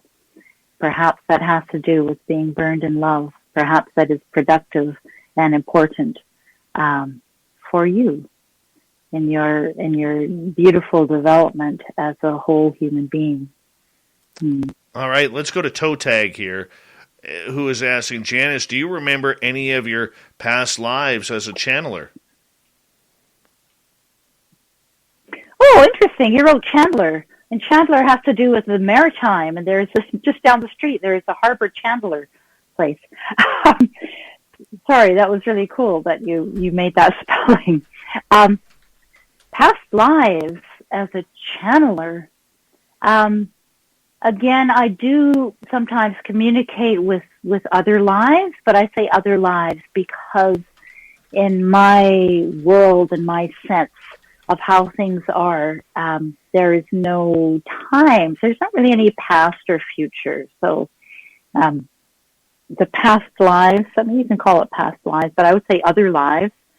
And as a Chandler, as a maritime thing, maybe. But yeah, I have a sense of what's going on with my other lives, and sometimes there is an interaction and a knowledge and a learning from that. And I think you can as well. I think anyone can, and I think we all do in the dream state again, and in all sorts of other states of consciousness that we interact with other parts of ourselves. Thank you, Totag. Very nice. Very nice. Okay. We continue on here as we wait for more questions from our audience. In the book, as you are going on, and these two lovely characters are on an adventure trying to find knowledge about life, about love, about their own spiritual practices, what is, the way they are expressing themselves to each other? Is it love? Is it companionship? Is it more than that? Oh, you're talking about the narrative, really? Oh, there's lots going on in the narrative. I mean, there is stuff in Jonas's life. Can I read you the synopsis as a response to your question, Dave? Absolutely. Go right ahead. Okay. We are always seeking ourselves. An Eastern mystic, a Western psychic, and a broken man who falls in love with them both at a holy magnetic mountain. More than an unusual love story, Jonas and the Mountain is a quest for the deepest truth, an excursion into the nature of reality. Jonas has been living a half-life since he lost his marriage, his college teaching position, and his best friend all at once. In his darkest moment, he hears a voice in his head, and strange poems start to come to him. Curious and open to exploration, he joins a friend who is traveling to Mount Arunachala in South India. There, Jonas meets the Guru D, who shows him a direct path to enlightenment, and Anamika, an oddly familiar woman who explains the voice and poems and reveals yet another reality of multiple dimensions and partner selves. Jonas seeks to reconcile these and Anamika's philosophies to find what is true with a capital T, as he struggles to resolve the pain in his past and the surprising ways it appears in his present. This is a journey into the heart of it all. It's very so deep. That's the synopsis on the back cover. Thank you. So yeah, there's lots going on. I mean, Jonas has issues with his father, and that comes up. And he certainly has a lot of pain in his past, and that comes up and is perhaps resolved in these new relationships, which are always intense learning experiences. I mean, being on a silent retreat with a guru in India, you are made to look at yourself, and you are made to find those issues, what the guru would call karma or conditioning. They come up when you're in silent retreat, and it's just you, and it's just and it's the guru. Then all this stuff suddenly comes right up, and you have to deal with it and acknowledge it and learn from it. So yeah, there's all sorts of stuff going on in the book, and it's a novel. What can I say? And then there's Bruce, who's this big, handsome, blonde, sort of Apollo sun god kind of looking dude, who's kind of very much a traveler, who I've met. I've done a lot of traveling. Who who falls in love with Anamika as well as Jonas. Yeah, all sorts of stuff going on. Very cool. I forget if that was your question. Sorry. Sorry, Dave. No, I think you're absolutely bang on with that. To be blunt, Phil wants to know, a fellow Canadian here, how long did it take you to complete your latest book? Well, Phil, fellow Canadian, hi. Minervino, sounds Italian. This was highly unusual, and people usually take years to write a book, but for me, this one came in just 4 months. What can I say? And the structure came, and everything came, and I was just carried along, and I didn't know what was going to happen next. I didn't know how it would be structured, and I didn't know anything. I hadn't written a novel before either, although I'm a writer mainly of creative nonfiction and poetry. So it was a surprise, and those few months were the most passionate and thrilling. That was the most passionate and thrilling time of my life, really, in many ways. Every day, I was just following what was happening. It was very exciting.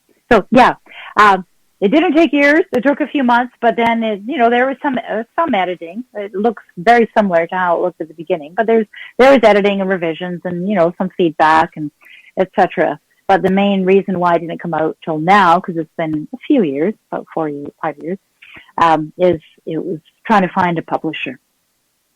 And I had a lot of encouragement because it's well written. So I had people saying, yes, love it, but I don't know about the content or the subject matter, or the metaphysics or the philosophy and spirituality in it. Yeah.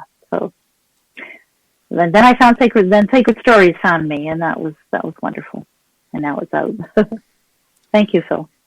The way I look at it, and the way I've heard you describe your book tonight, and we'll get the title once again, Jonas and the Mountain, a Metaphysical Love Story, which can be found on Amazon, is really, to me, it sounds like your own adventure. This is all about you with just a different name. Oh, Dave, yeah, it really is indeed. And I want to say, too, that if you live in North America, you can ask for it at your local bookstore, and they will order it in for you. All my life, I have been concerned, obsessed with these two different paths to truth, and one being a non-dualist path that ends in enlightenment, and where there is no doing, there is a disassociating from the world, and there is meditating, and there is a clear mind. And I have practiced that and done that for years. And then there is the metaphysical path. And on that path, there is what you call spirit guides and channeling, and perhaps aliens and UFOs also, in my world, would be in that path, because for me, it has to do with the metaphysics of it. I do believe that aliens and UFOs are more multidimensional than they are actually from other planets. So there is the metaphysical, and from a teenager, both of those paths have been salient in my life, and I would go back and forth, like how can they meet? How can this sitting still in and letting everything go into the nothingness and the bliss of one consciousness? How does that relate to this metaphysical dimension when you're channeling and when all this stuff is coming from you and all this information and all? How can they exist? Where is the truth? Like, to me, this seemed like the fundamental paradox of life, like the crux of it all. And so all my life, this had been, I'd been involved with it intimately all my life. And when I met this guru, and then throughout and with this guru and aside from him, there was still this engagement with the metaphysical world, because that didn't stop. I was doing lots of automatic writing and a bit of channeling during that time. And it was like, oh, can these two meet? So I gave the job to Jonas, to the protagonist in the novel, to Jonas, to figure it all out. So yes, this is why I said earlier that this book is like my heart, Dave, because this book is really the culmination of these two paths to truth, and is the impetus of wanting them reconciled that gave this book a life, that birthed this book. So yes, it is me. It's very, it's important to me, and I've asked people who read the book, I said, well, does Jonas resolve the issue? Does it get resolved? Does it need a part 2? Is that what we're looking at? Part 2, because Jonas can't get his crap together? But the readers have said, yeah, it does get resolved. And I think it does. And I think it took me longer in my own life to feel that resolution, but I think it's there, and I think it partly has to do with the book itself being in the world, and me talking here with you, Dave, with all these beautiful listeners. I think this is all a part of it as well. I mean, the book itself is not so much a book printed on page, but it's sort of a living, breathing thing in the world, and it's coming into, it's a part of all this. And I love all these listeners who are chatting, because it's like there's this meta layer, this level to our conversation. And in a way that has to do with the book too. There is this sort of, this meta level of its existence. In the book itself, you see that, you find out kind of that Jonas is writing it partway because our lives are like a novel that we are writing. So Jonas and the Mountain is also meta-fictional as well, in the way that he is writing the book. Art and life. Again, coming back to how we are artists. We are artists engaged in the creation of our lives, in the art of our lives. We are art beings. We are, and this book is a part of that. It's a part of the art that we are all engaged in our own ways, with our own individual realities, creative realities. Very true. Larry was wondering, do you have any published poetry? Oh, Larry, dear, thank you. Yes, I do. Yes, I am a published poet. The poetry is in literary journals. So I don't have a book of published poetry, though I am shopping around my book about Socrates called Founding Socrates. But yeah, I've in literary journals in Canada. I don't know if you'd be able to access them, but I do. Yes, thank you. And I do love writing poetry, as I love writing songs as well, and singing and performing. It is very cool. It is very, very cool. As we only have about 4.5 minutes left with you tonight, what is the main purpose of what you want people to learn from your book, Jonas and the Mountain? Wow. What a good question, Dave. The main purpose.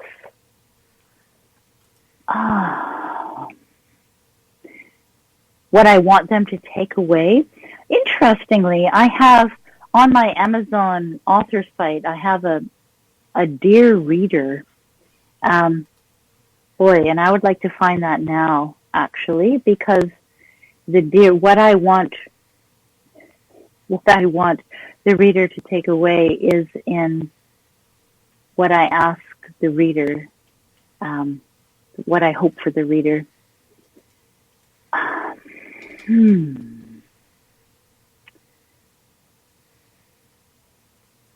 Okay, but listeners, you can read it on my Amazon author page, and I'm not going to read it for you right now, but what I hope it does for you is I hope it widens your reality. I hope it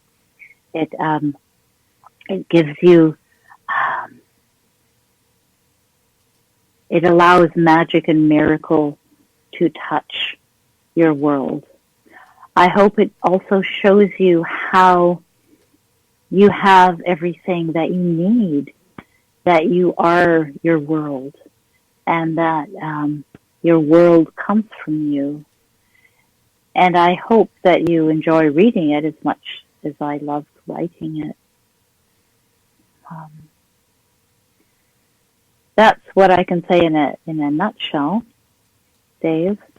But I do hope, I know that there are people who read it say that, oh my goodness, there's a lot to ponder and a lot about spiritual experiences and amazing insights and metaphysical teachings that one cannot get just from reading it. Like there is a certain absorption, but that afterwards it lingers on. So I do hope that if you do read my book, Jonas and the Mountain, A Metaphysical Love Story, that you do engage with it and that you do the exercises and meditations. And if you want to taste, you can find them in my podcast, Jonas and the Mountain Journeys, on YouTube or at the sacredstories.com site. Would you consider this as more of a self-help book or a guidance type of book to read? Oh, Dave, it's funny. You should ask that because that is no, I never wanted to write a self-help book because I never believe that I can tell people what they should do. I always want, and as an expressive arts therapist, I want you to find it within yourself. So if I can point you to find ways to rediscover in yourself what you already know, then yeah, I'm happy to do that. So there is, you could say, a self-help element in the book, though I'd like to call it a self-exploration element. Just like there's a philosophical element and a spiritual and a comparative philosophy and a novel. And there is, a self-exploration element for sure. Yeah. Beautiful. With 45 seconds to go, could you do me a favor? Let everybody know where they can find your book. Okay, Jonas and the Mountain, A Metaphysical Love Story, and I would be so happy if you read it. It's available at any online bookstore, including whatever Amazon your country is, wherever you are. If you are in North America, you can ask for it at your local bookstore. And you can also go to janisharper.ca, my website, and there will be information there about not only this book, but my other books and all of my music, and there are a few music videos there as well. Thank you so much, Dave. I so appreciate you having me on your show and letting me talk about my book. It's been a lot of fun. Thank you so much. janisharper.ca is her website. Coming up next, we're going to enter the swamp. Then, Dave versus Dave and 3 burning questions. A jam-packed hour number 3 coming up next on the mighty SOR. Stay tuned.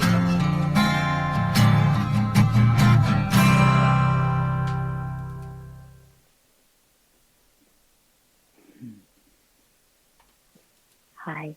All right, we're clear. Thank you, Janis, so much.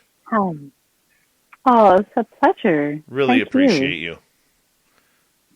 Oh, well, I am filled with gratitude for you and your wonderful audience. Thank you so much for having me.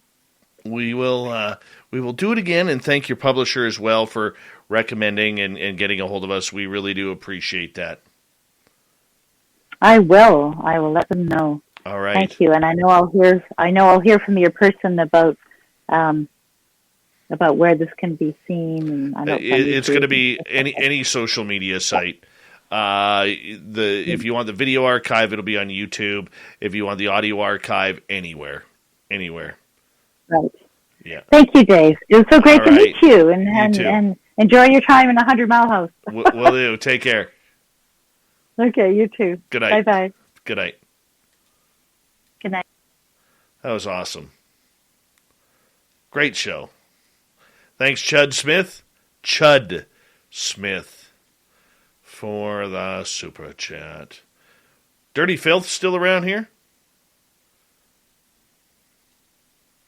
Just curious. Do we still have Dirty Filth? Dirty Filth. Where are you? Yeah, I'll be with you in a second anyways. I'm going to get Shirky Poo's news ready. That's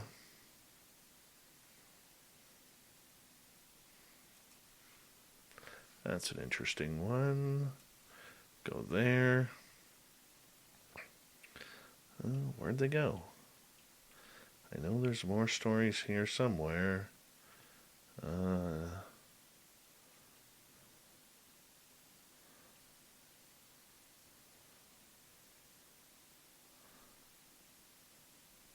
That's interesting, right there. Put that on there.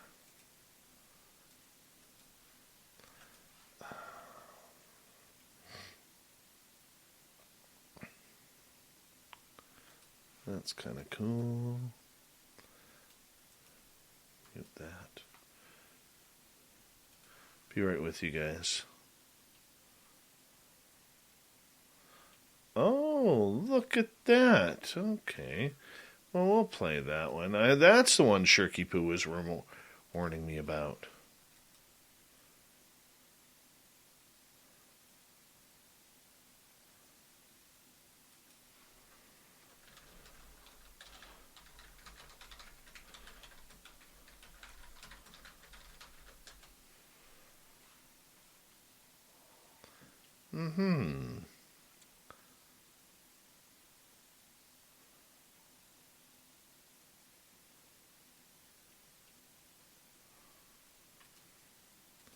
Go there. Close that off. Close. What else am I going to do here? Oh, shoot. Hold on, I'm way behind here, guys.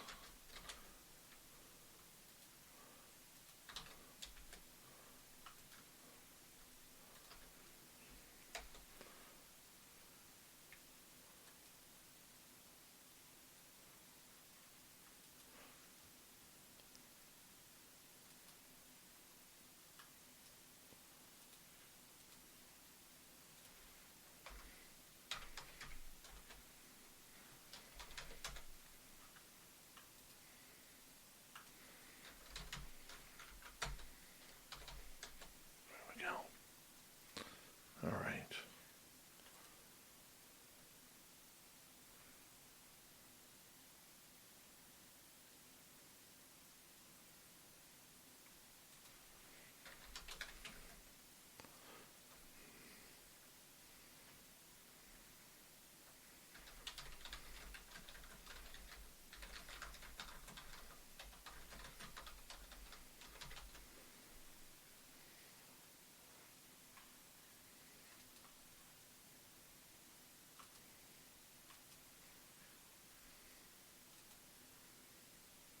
Hey, Rob Heatherly, how you doing, man?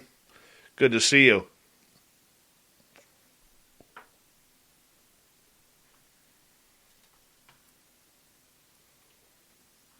Magnus Magnuson, nice to have you here.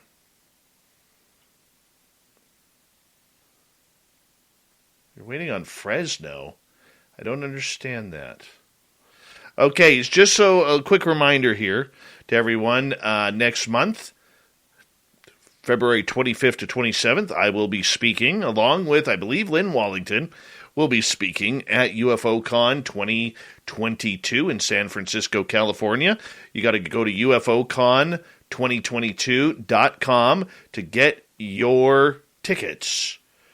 And you could go there. It's cheap. It's like $100 for the weekend, or $150, $100 if you get them early.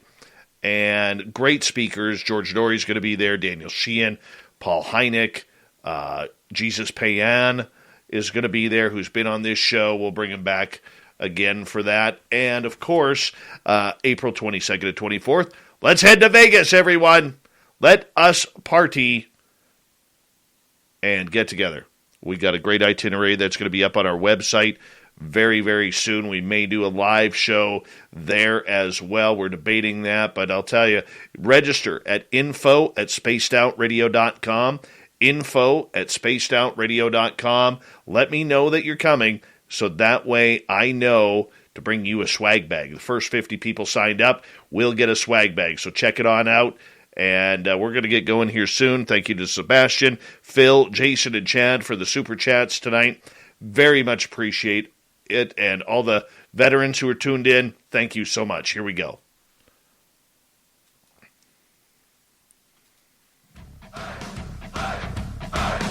Would you like to connect with us? Head to spacedoutradio.com for all your latest show info. Now, back to Dave Scott and SOR. Kicking off the third and final hour of Spaced Out Radio tonight. My name is Dave Scott. Thank you so much for taking the time to join us. We really do appreciate earning your listening ears wherever you are on this beautiful planet we call Earth. Hello to everyone listening in on our terrestrial affiliates around North America, digitally on TalkStream Live, Revolution Radio, and KPNL. All of our archives are free. Go to youtube.com/Spaced Out Radio. Just do me the favor, hit that subscribe button. The Desert Clam has set the password for tonight in the SOR Space Travelers Club. And what do you got for us, Clam? Let us take a look here. Oh, it is Ubique. Ubique is your password. Use it wisely, space travelers, as the Clam sets the password each and every night right here on Spaced Out Radio. Our website is spacedoutradio.com. We have a plethora of features for you. Rock out to Bumblefoot, read Shirky Poo's Newswire. Check out our swag as well. Follow us on Twitter at Spaced Out Radio, Instagram at Spaced Out Radio Show, and now on TikTok at Spaced Out Radio. All right, let's get to it. Let's head to the swamp. Our man Swamp Dweller is here, so let's check him on out.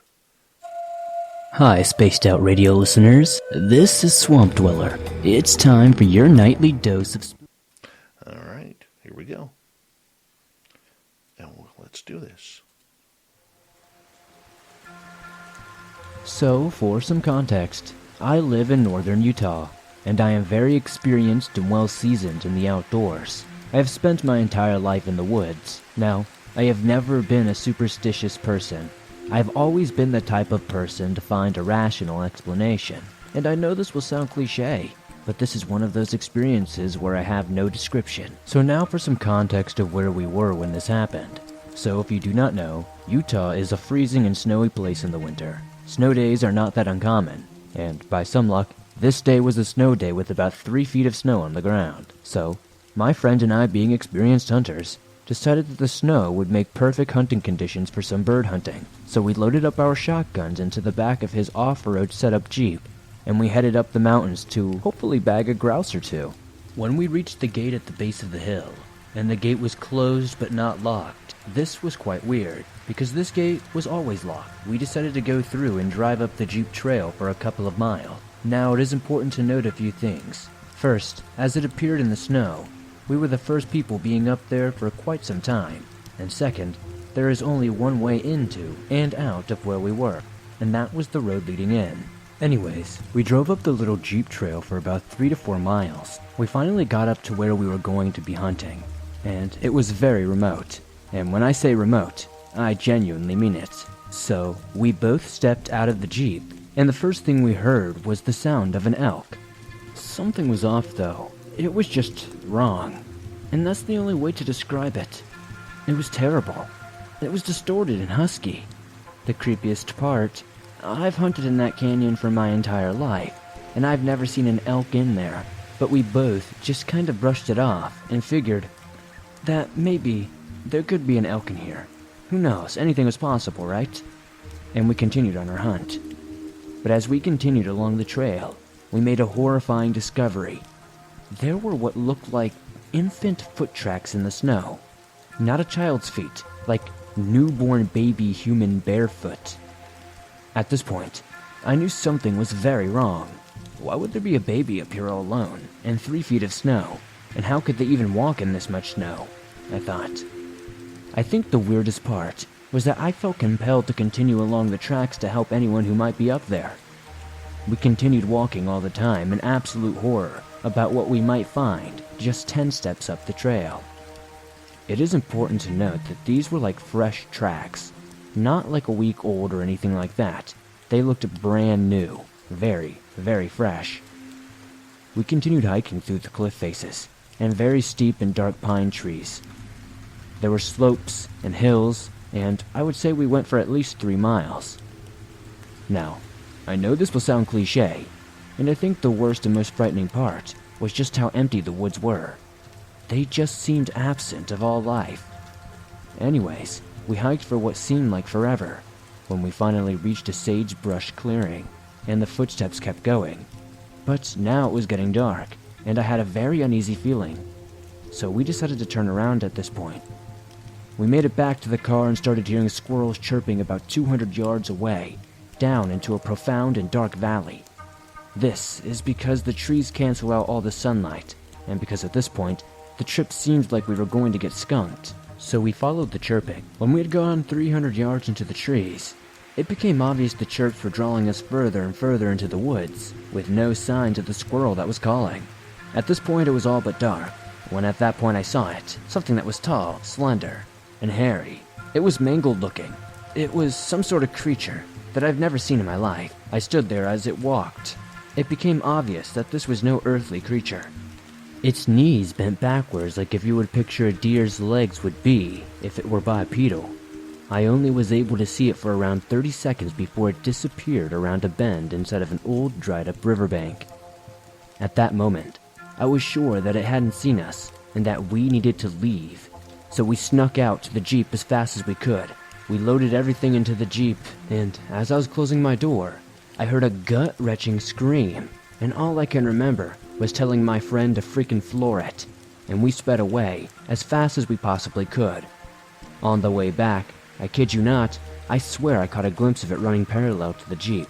I have no clue what we saw that day, although I do think it was a skinwalker. It keeps me awake to this very day, and I would greatly appreciate it if someone could help me identify this creature. Oh, another spooky story by our man Swamp Dweller. Make sure you go to his YouTube channel, click subscribe, follow him, ring that bell. He's always putting up new spooky, creepypasta stories each and every day, so make sure you check it on out. All right, it is time once again for a little Dave versus Dave.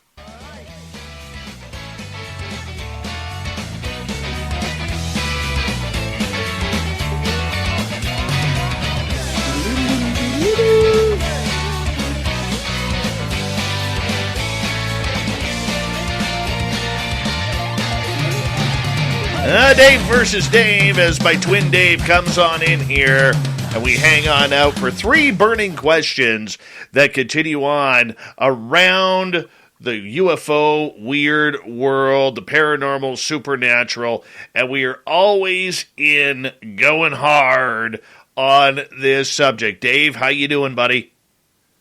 How's it going, man? I'm doing good. I am doing great, man. My body is sore. I'm not going to lie, my body is sore. I worked out on the weekend. I haven't worked out in years. I worked out Saturday, worked out Sunday, and then I worked out yesterday. I am done like dinner today, man. And I slept through my alarm clock this morning. Oh, man. Yeah, you can't go too hard. No, but I've been going hard. Got to prepare. We got some public appearances coming up here very soon. UFO Con 2022, the end of February. We're heading down to San Francisco to speak there. I believe Lynn Wallington's going to be speaking there as well, our weekend host. And then, the Vegas party in April 22nd to 24th. We got a lot of stuff to do. I'll be in Colorado, July 8th to 10th, speaking at the MUFON Symposium. Man, going to be everywhere, every couple of months down in the States. I love it. Love it. It's going to be good times. That's a busy schedule. It's going to be fun. We are jam-packed, my friend. 3 burning questions. Where are you starting tonight? Well, got a few written down here. My first one, though, I want to know what you think about this. It's professionalism in broadcasting. Respect your guest. Well, let me tell you this. What do you mean by this? What do you mean? Yeah. Let me tell you this. All right? I literally get asked a lot of questions from, people who are new to podcasting and everything. And they're like, Dave, how do we do it? All right? What are we supposed to do? And here's my example of that.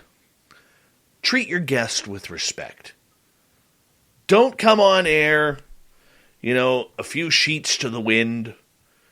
If you're into the hippie lettuce or the devil's lettuce, whatever you want to call it, okay, don't come on stoned. All right? Remember, with your guests are easy to get for the most part. They are very, very easy to get. And this is my message to all the podcasters out there.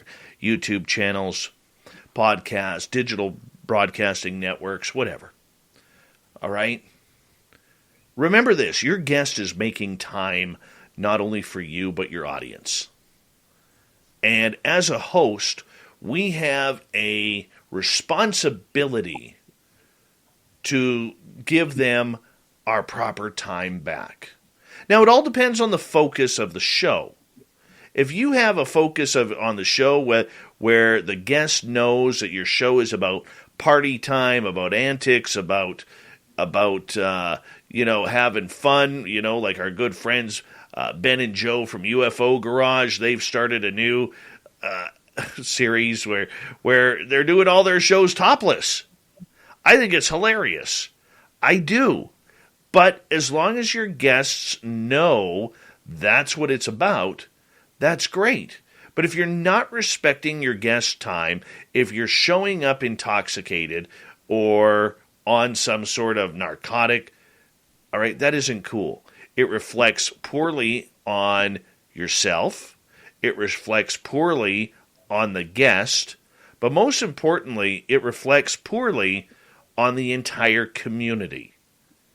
And when you decide to get into any topic, doesn't matter whether it's UFOs or football or hockey or basketball or baking cakes or, whatever it may be, you have to make sure that you take the time to respect your guest and do a proper job with them. If not, you're just making an embarrassment of the entire league. Look, I've actually had people, Dave, say, no, I am not coming on Spaced Out Radio because I got burnt from a podcast a couple of years ago because the host was extremely mediocre and not professional. I don't want to go through that again. And then I have to remind them, well, we're not a podcast. We're a radio show. We're on 6 different terrestrial radio stations around North America in Mississauga, Ontario, Bellingham, Washington, Ridgecrest, California, Apache Junction, Arizona, New Orleans, Louisiana, Noonan, Georgia. We're there broadcasting. So we try and take it a little bit further, But if you're not going to respect your guest's time, it reflects ill on the rest of the community. And that would be my biggest piece of advice to podcasters out there. Make sure you respect your guest, you respect their time, and respect your listeners' times. And if you're in one of those situations where you're either feeling not good, whether it's self-induced or not, don't do the show. You don't have a schedule to keep. Reschedule the show. Be professional. At least show some professionalism. Otherwise, we all look bad because of it. What's your thoughts? I agree with you, man. I'm a podcaster, and I'll take it to heart. It's good advice. That's deep words from you, man. Deep words. Just hits me right there. What's question number 2? Well, question number 2 is going to be, the other day, MSNBC gave another perspective of the government from MUFON and Stephen Greer about whether or not the UFO program in Washington is good for the people. What's your thoughts on that? I was happy to see it. I was very, very happy to see it. And I'll tell you why. For the first 4 years, ever since the To the Stars Academy came out, we have been seeing quotes and interviews from the same people at every different news organization. It's been a list of Commander David Fravor, the F-18 pilot, Alex Dietrich, F-18 pilot. We've seen Luis Elizondo, Chris Mellon, the late Harry Reid, Jeremy Corbell. Outside of the senators, it's the same faces each and every time.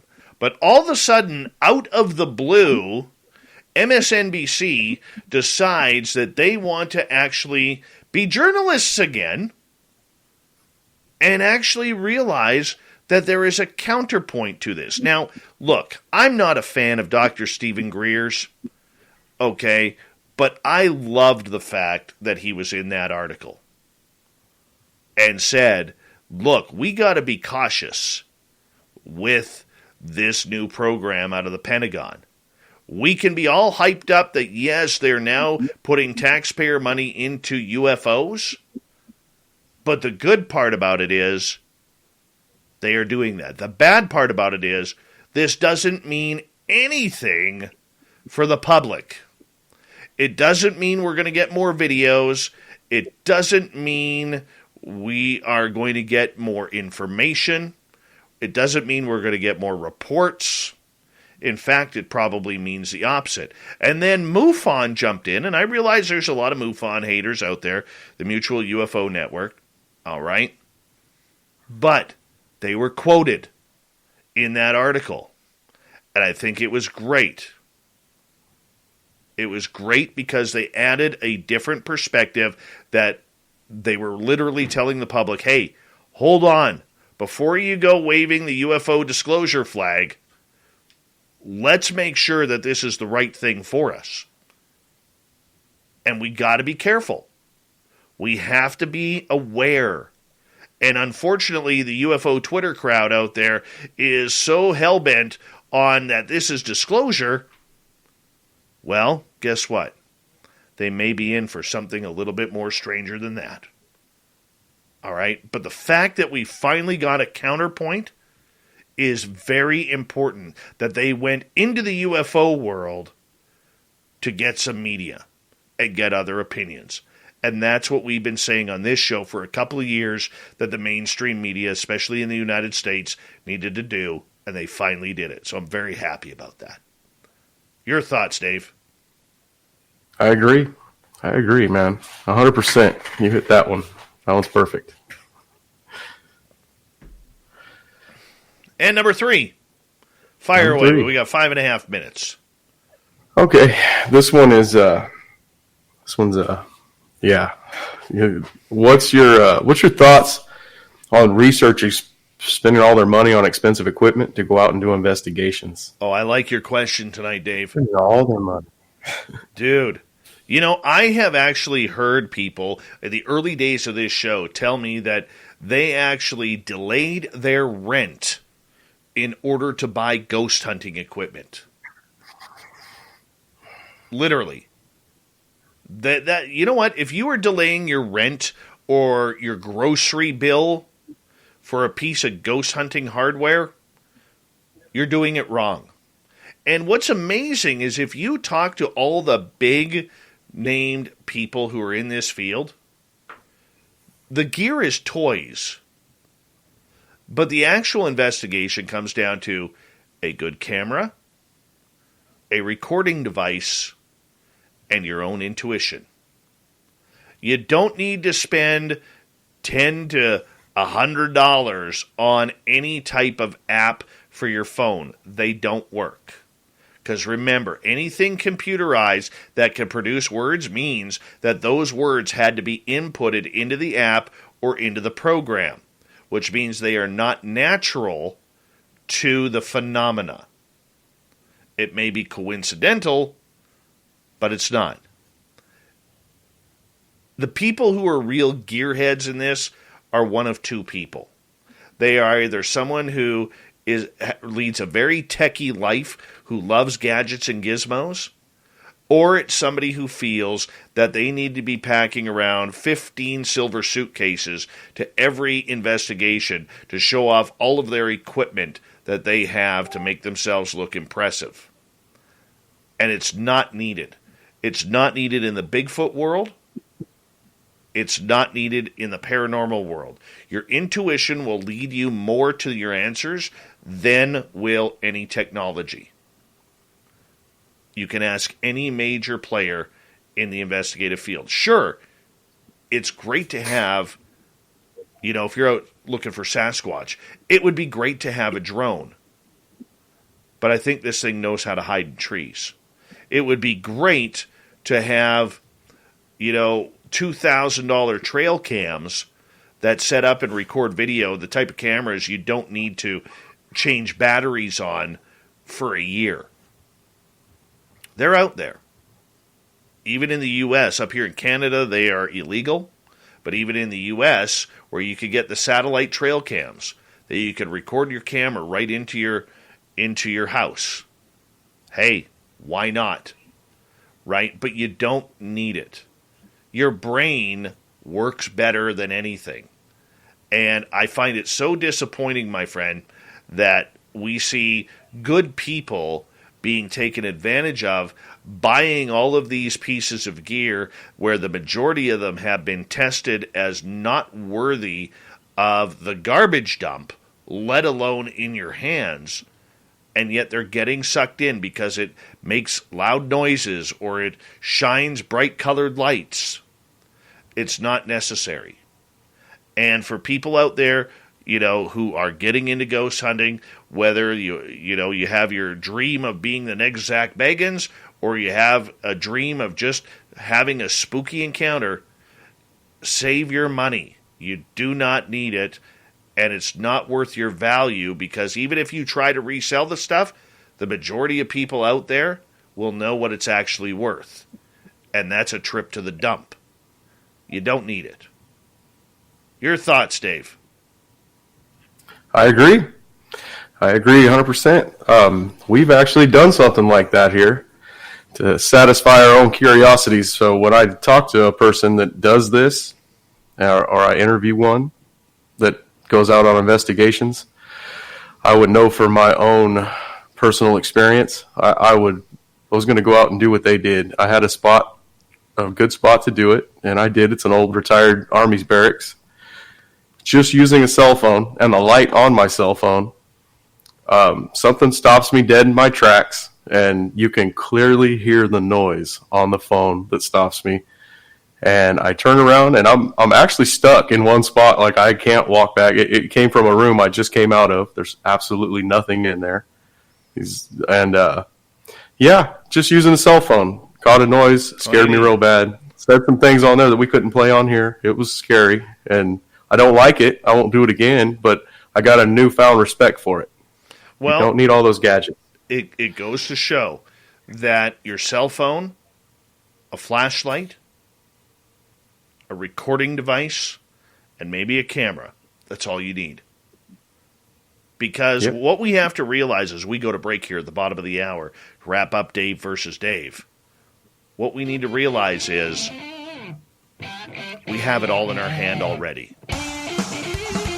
Dave versus Dave. We'll have it again in a couple nights' time, but Dave's going to stick around as we are going to warm up the Magic 8 Ball. If you're in our chat rooms, put your questions in capital letters. We will ask the 8 Ball next.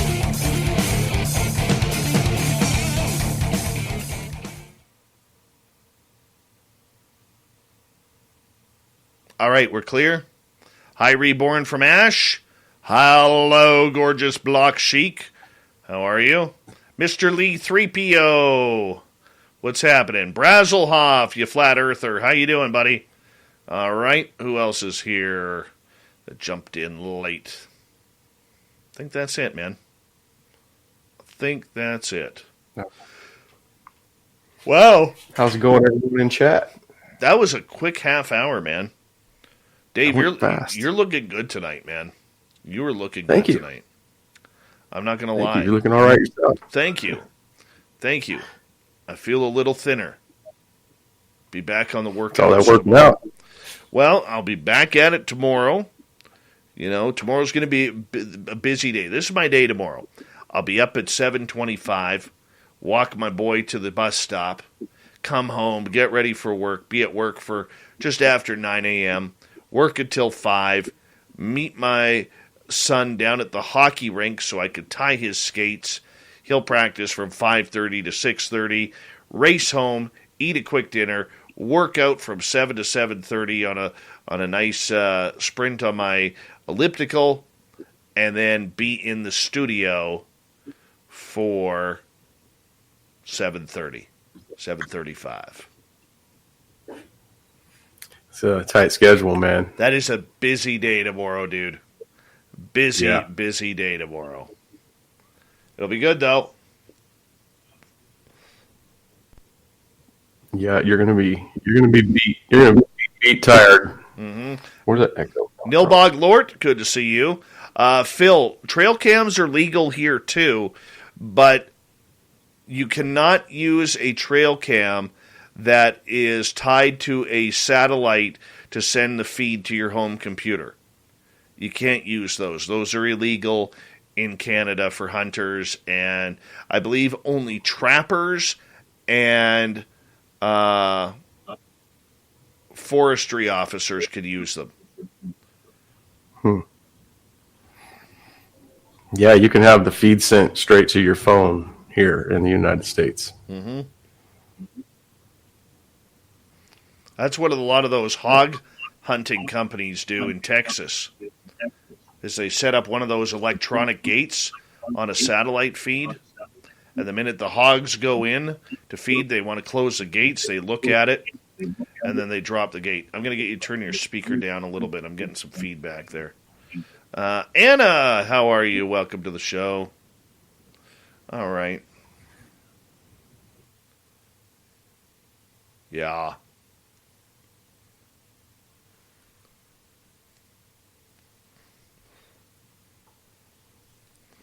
The logic up here is the satellites do not give... it gives hunters an unfair advantage against the animals, against their potential hunt. So that's what it is. Good night, Sun Saver. That is a beautiful hairdo you have there, man. Beautiful hairdo. Thank you. Mm-hmm. How's that feedback now? None, right? Much better. I got to turn your microphone down now. Are you? Hold on. It's on my end. Hold on. There we go. Let's go like that. Want to give me a testing? How's that? Test? Beautiful. You are gorgeous. All right. You are gorgeous.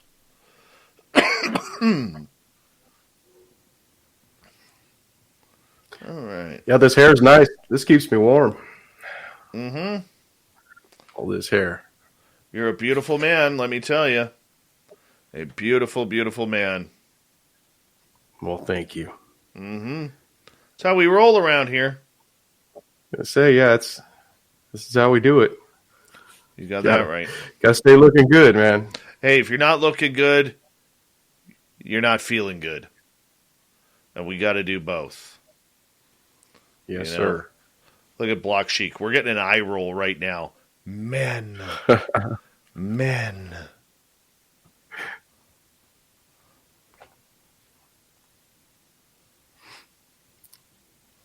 So, we got about 30 seconds here. Okay. All right. Big thank you to that one time I was abducted by aliens, Chad Smith, Jason, Phil, and Sebastian for the awesome super chats. Really do appreciate the love of supporting Spaced Out Radio. If you're new here, don't forget to hit that subscribe, ring that bell. Hello, gorgeous diesel girl.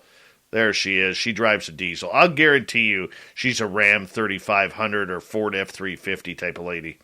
It just seems that way. Here we go, everyone.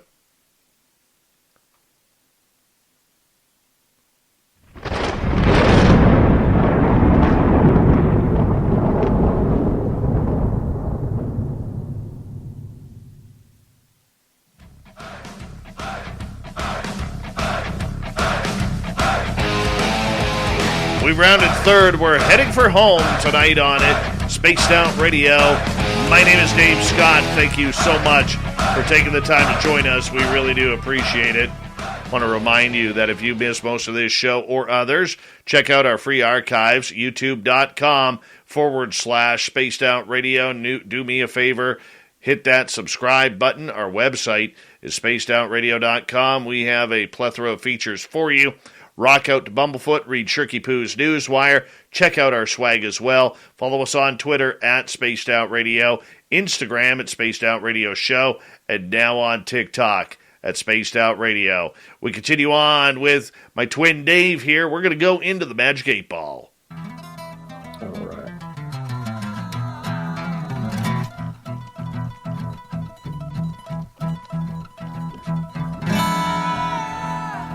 Oh, yeah, listen to the Bumblefoot in the background.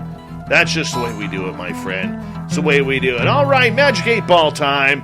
If you have a question for anybody in our chat room, we want to make sure that you put it in capital letters because it's going to be a great time for all of you as we get a little psychic, a little intuitive around here. How about you, Dave? You want to start off with a question for the Magic 8 Ball? Yeah. All right. Magic 8 Ball. You going to be good to us this week? Yeah, last week it was a little snarky. Magic 8 Ball says levels are positive, that it's going to be good to us. All right. I like that feeling. I really, really like that feeling. I'm going to fire one off here. Are we going to have any of our listeners show up at UFOCon 2022?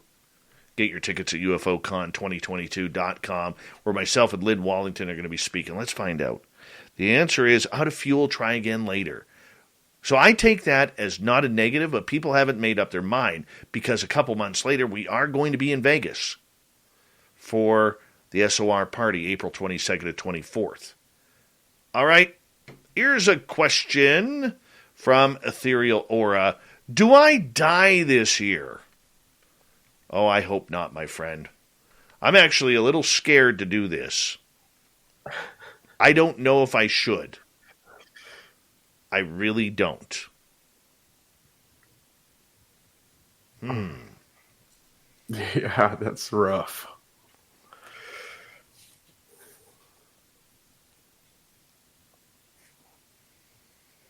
I'm going to choose not to do that one. And let me explain why, Mr. Aura. I know your situation, and I know what you're going through. I know it's very tough right now, and I would really, really rather send you a bunch of love and healing and prayers from everybody in our audience. I know what you're going through. And because you've mentioned it in the chat room before. And I can't. It's a moral thing for me. I apologize, but it's a moral thing. And I'm going to show some humanity here, even though you want me to. But I'm going to send you some love and everything instead. I hope you don't mind. I hope you don't mind. Wow. Very, very rarely do I get emotional on this show. That just made me very emotional. Yeah, that's a... Ethereal Aura, I would tell you right now, if you were here, I would hug you. I would hug you, and I would do everything I could to help you out. And I would do anything for love, but I won't do that, which is ask the Magic 8 Ball that question. No, I won't do that. Have to. Sorry. Wallet Moth wants to know, shall I get my butt out of bed? Magic 8 Ball says, reply hazy, try again later. In other words, you're sleepy. Stay in bed. It's good for you today. Don't do it. Don't get up. The world hasn't changed. It's not worth it. All right. Joe is asking, since he is skipping the SOR party in Vegas for some unknown reason, will an SOR chatter be arrested in Vegas? Battery low. Not happening. Not happening. And that is it. That is it. Nobody's getting arrested in Vegas. I hope not. No. What do you mean you hope not? Are you planning something that I don't know? Hold on, I'm going to put my investigative light up here. Oh. It's cops. They just always looking for you. Just waiting for you to mess up. You guys got to be on your P's and Q's in Vegas. I've never had a problem there. Ever.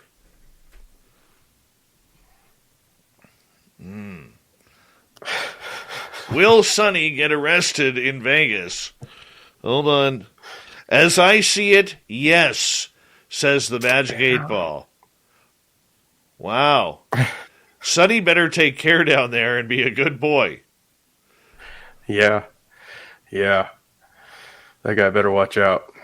All right. Wallet Moth wants to know, will my wife stop being grumpy this morning? Oh, my gosh, if she's listening.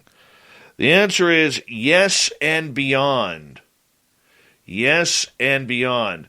My suggestion would be do not play for her Gail's song, not our Gail, but the music artist Gail, A, B, C, D, E, F, U. It would not be a good song to play for her. The anger may continue, but if you just say, yes, dear, yes, dear, yes, dear, things will be fine by noon. All right, Fidgety Aura. Will any love at first sight chatters get married at the Vegas party? Oh, good question. Levels are positive. Levels are positive that we may be going to a wedding in Vegas. We may be going to a wedding in Vegas. Now, we know if Fap was coming to the party, even though he isn't, he's bailed out already. We know if he was coming that, you know, the minute he saw the lovely and talented Teresa there, Teresa's been one of our listeners for about 6 years, he'd be like, marry me. And she'd be like, how much do you make? And he'd be like, I'm a Dodgers fan. And she'd be like, I like scones. That's all it would take, right there. Married, hooked up, shacked up. That's right.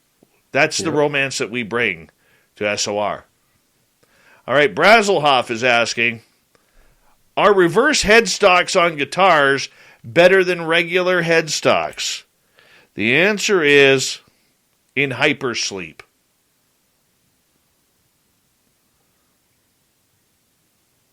I'm going to ask that again. Are reverse headstocks better than regular headstocks?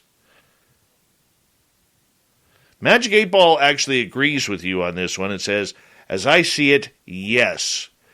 This thing might be broken. This Magic 8 Ball might be broken.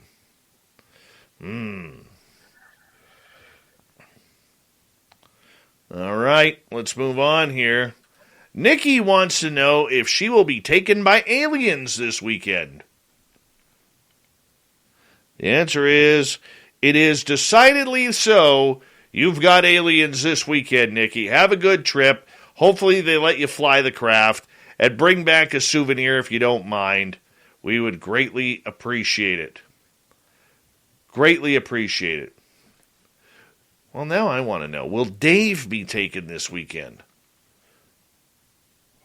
Out of fuel, try again later. They don't like me anymore, man. They do not like me anymore. I don't know. I must have pissed off the aliens somehow. So I was going to say, you did something to offend them. Mm-hmm. Aussie Ange, who wants to travel from Australia to Las Vegas for the party, says, am I going to Vegas in April? The answer is, levels are positive, Ange, that you will make it to Vegas. Levels are positive. And those aren't COVID levels. Those are party levels. So I think you're going. You're probably going to make me bust my ass in the hotel gym so I don't miss my workouts, because literally her and her like giant muscular hubby own a gym down in Australia. Yeah. She's probably going to make me do yoga or some garbage like that. And I'm going to be like, that hurts. We're in Vegas, shouldn't be doing yoga. And Ange is going to be like, shut up, Dave. Do your yoga. Do your workouts. And by the way, you're eating tofu after this. I'm going to be like, come on, Ange. Like, help me out here. This is Vegas. She's going to be like, doesn't matter, Dave. No pain, no gain. Even in Vegas. And I'm going to be like, okay, Aussie Ange. I'll do it. I'll do it. Yeah. I'll do it while you're watching. When you leave, I'm ordering chocolate cake and a shake. Oh, hell with that. I am going straight to Taco Bell, and I'm going to load up, and then I'm going to find her at the swimming pool, and I'm going to pour hot sauce on that taco right over top of her, so that way it drips down on her sun-tanning, body, and then she's going to get like hot sauce in her belly button, and I'm going to say, hey, Aussie Ange, you take that. You take that as I hoard this taco in my mouth, and then I take the other taco in my other hand, and I take a bite out of that as well. This is what's going to happen. Now, normally what happens in Vegas stays in Vegas, but this is Taco Bell revenge right there on Aussie Ange after she kicks my ass in yoga in the middle of a party. I got that all out now. I got it all out. Missing Taco Bell, are we? Yes. All right. Wallet Moth is asking, will Dave 2 get a soundboard with ETC on it? Etc. on it? I don't know. Don't count on it. He ain't doing anything. He's like, no, I've got my Paranormal Chop Shop stickers on my microphone. That is good enough. That is good enough. You want it quieter, I can move it back. No. That's it. That's the No, you're fine. That's the soundboard in the shop. Yeah, no, you got to bring it closer because now you're echoing. There you go. All right. There you go. All right, we got a couple more minutes of the Magic 8 Ball hanging on out here. Let's find out. Either in San Francisco or in Colorado for UFO events we'll be speaking at this year, or in Vegas, will we be joined by any extraterrestrials or hybrids? Sensors read no. We're not going to be joined by any aliens at UFOCon 2022. Las Vegas for the SOR party, April 22nd to 24th. February 25th to 27th for UFOCon. And July 8th to 10th for MUFON Symposium in Colorado. That's sad. That's very sad. All right. Joe wants to know, will Dave ever eat a double-double with cheese from In-N-Out? As I see it, yes. You know, I'm glad the Magic 8... This is how I know the Magic 8 Ball is working. I've done that. 2015, I bagged down a double-double with cheese from In-N-Out before we went to the airport to fly out of town and head home. Done it. Done it. Good stuff? Oh, yeah. Oh, yeah. Yep. All right. Stone Hobbit wants to know, will any of the SOR chatters and roomies meet on a UFO? Reply hazy, try again. The aliens don't want us to know. The aliens do not want us to know. They're strange that way. Mr. Sonny? Oh, where's Sonny? Sonny in the chat room? No, don't see him. Dave? It's time for Shirky Yes, sir. Poo's News.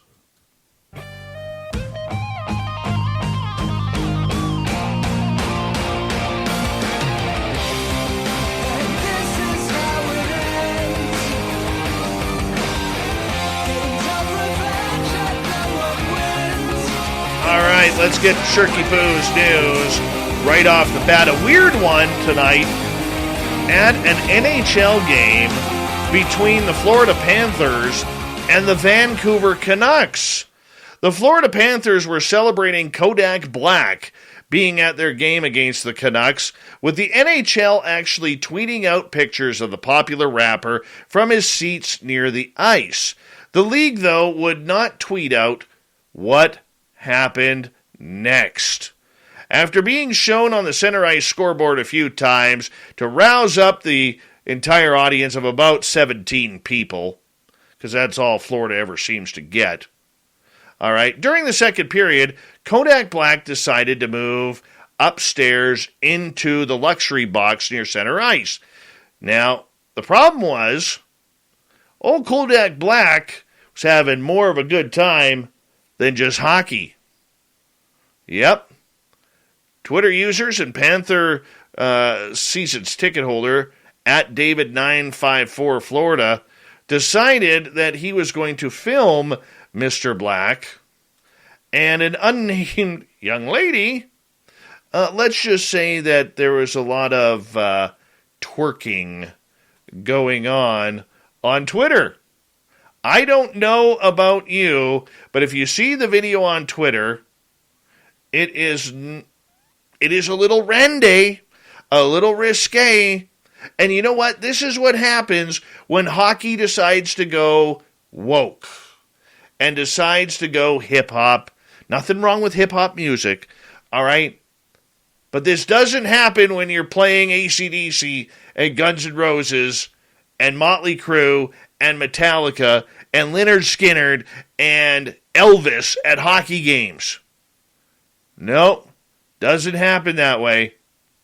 Doesn't happen that way. Anyways, I'm pretty sure the Florida Panthers are a little embarrassed by what happened, and they will hopefully figure this out for the future, because hockey doesn't need that.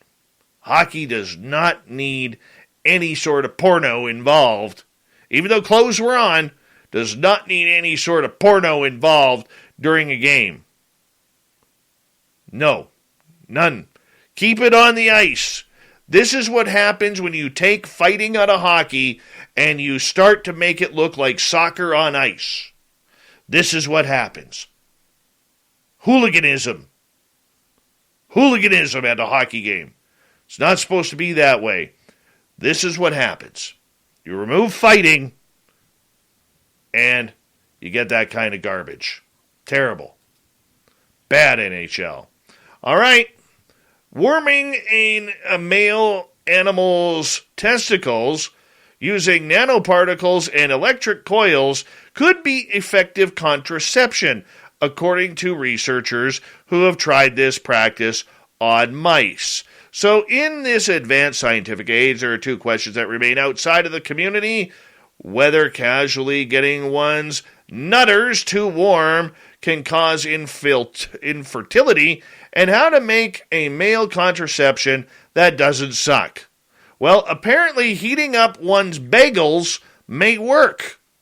Now, if you're sitting with one on your lap, a heating lap that is, for hours at a time, male birth control options are limited, mainly to vasectomies and condoms. But if you warm up your best friends, apparently this may work as well.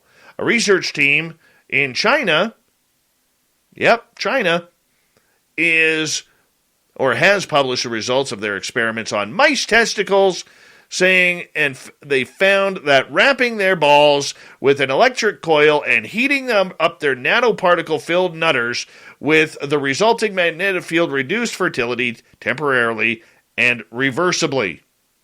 I'm sorry. Nobody is going to grab a heat coil and put them around Dave's two closest friends. It's not going to happen. It's not going to happen. Finally tonight, this cool one.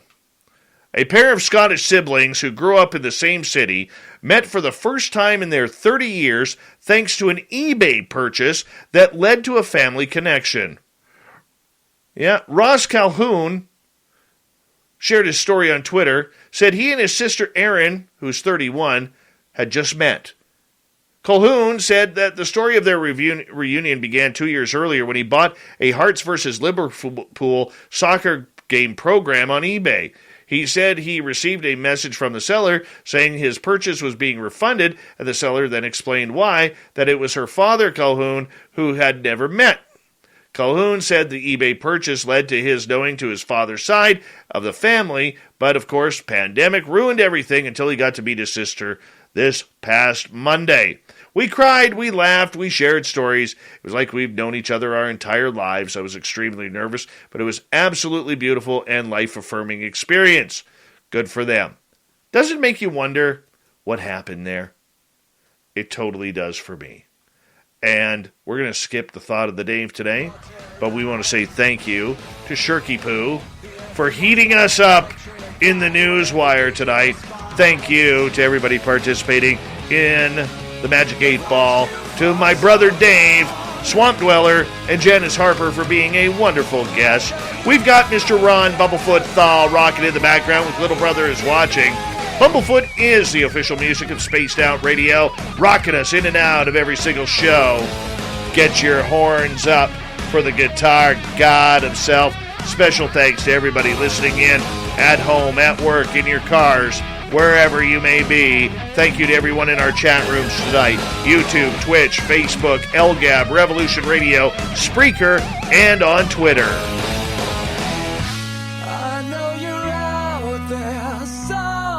Remember, this show is copyright by Spaced Out Radio and SOR Media Ventures Limited.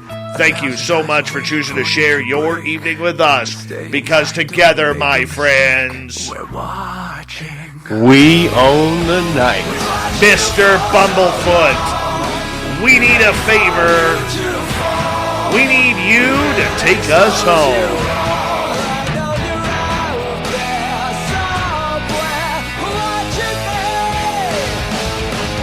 Yes, the Woo Train has docked for the night. But soon, my friends, we shall ride again. Your seats are always available. Your tickets never expire. And if you want to bring a friend, we've got room for them too. Good night.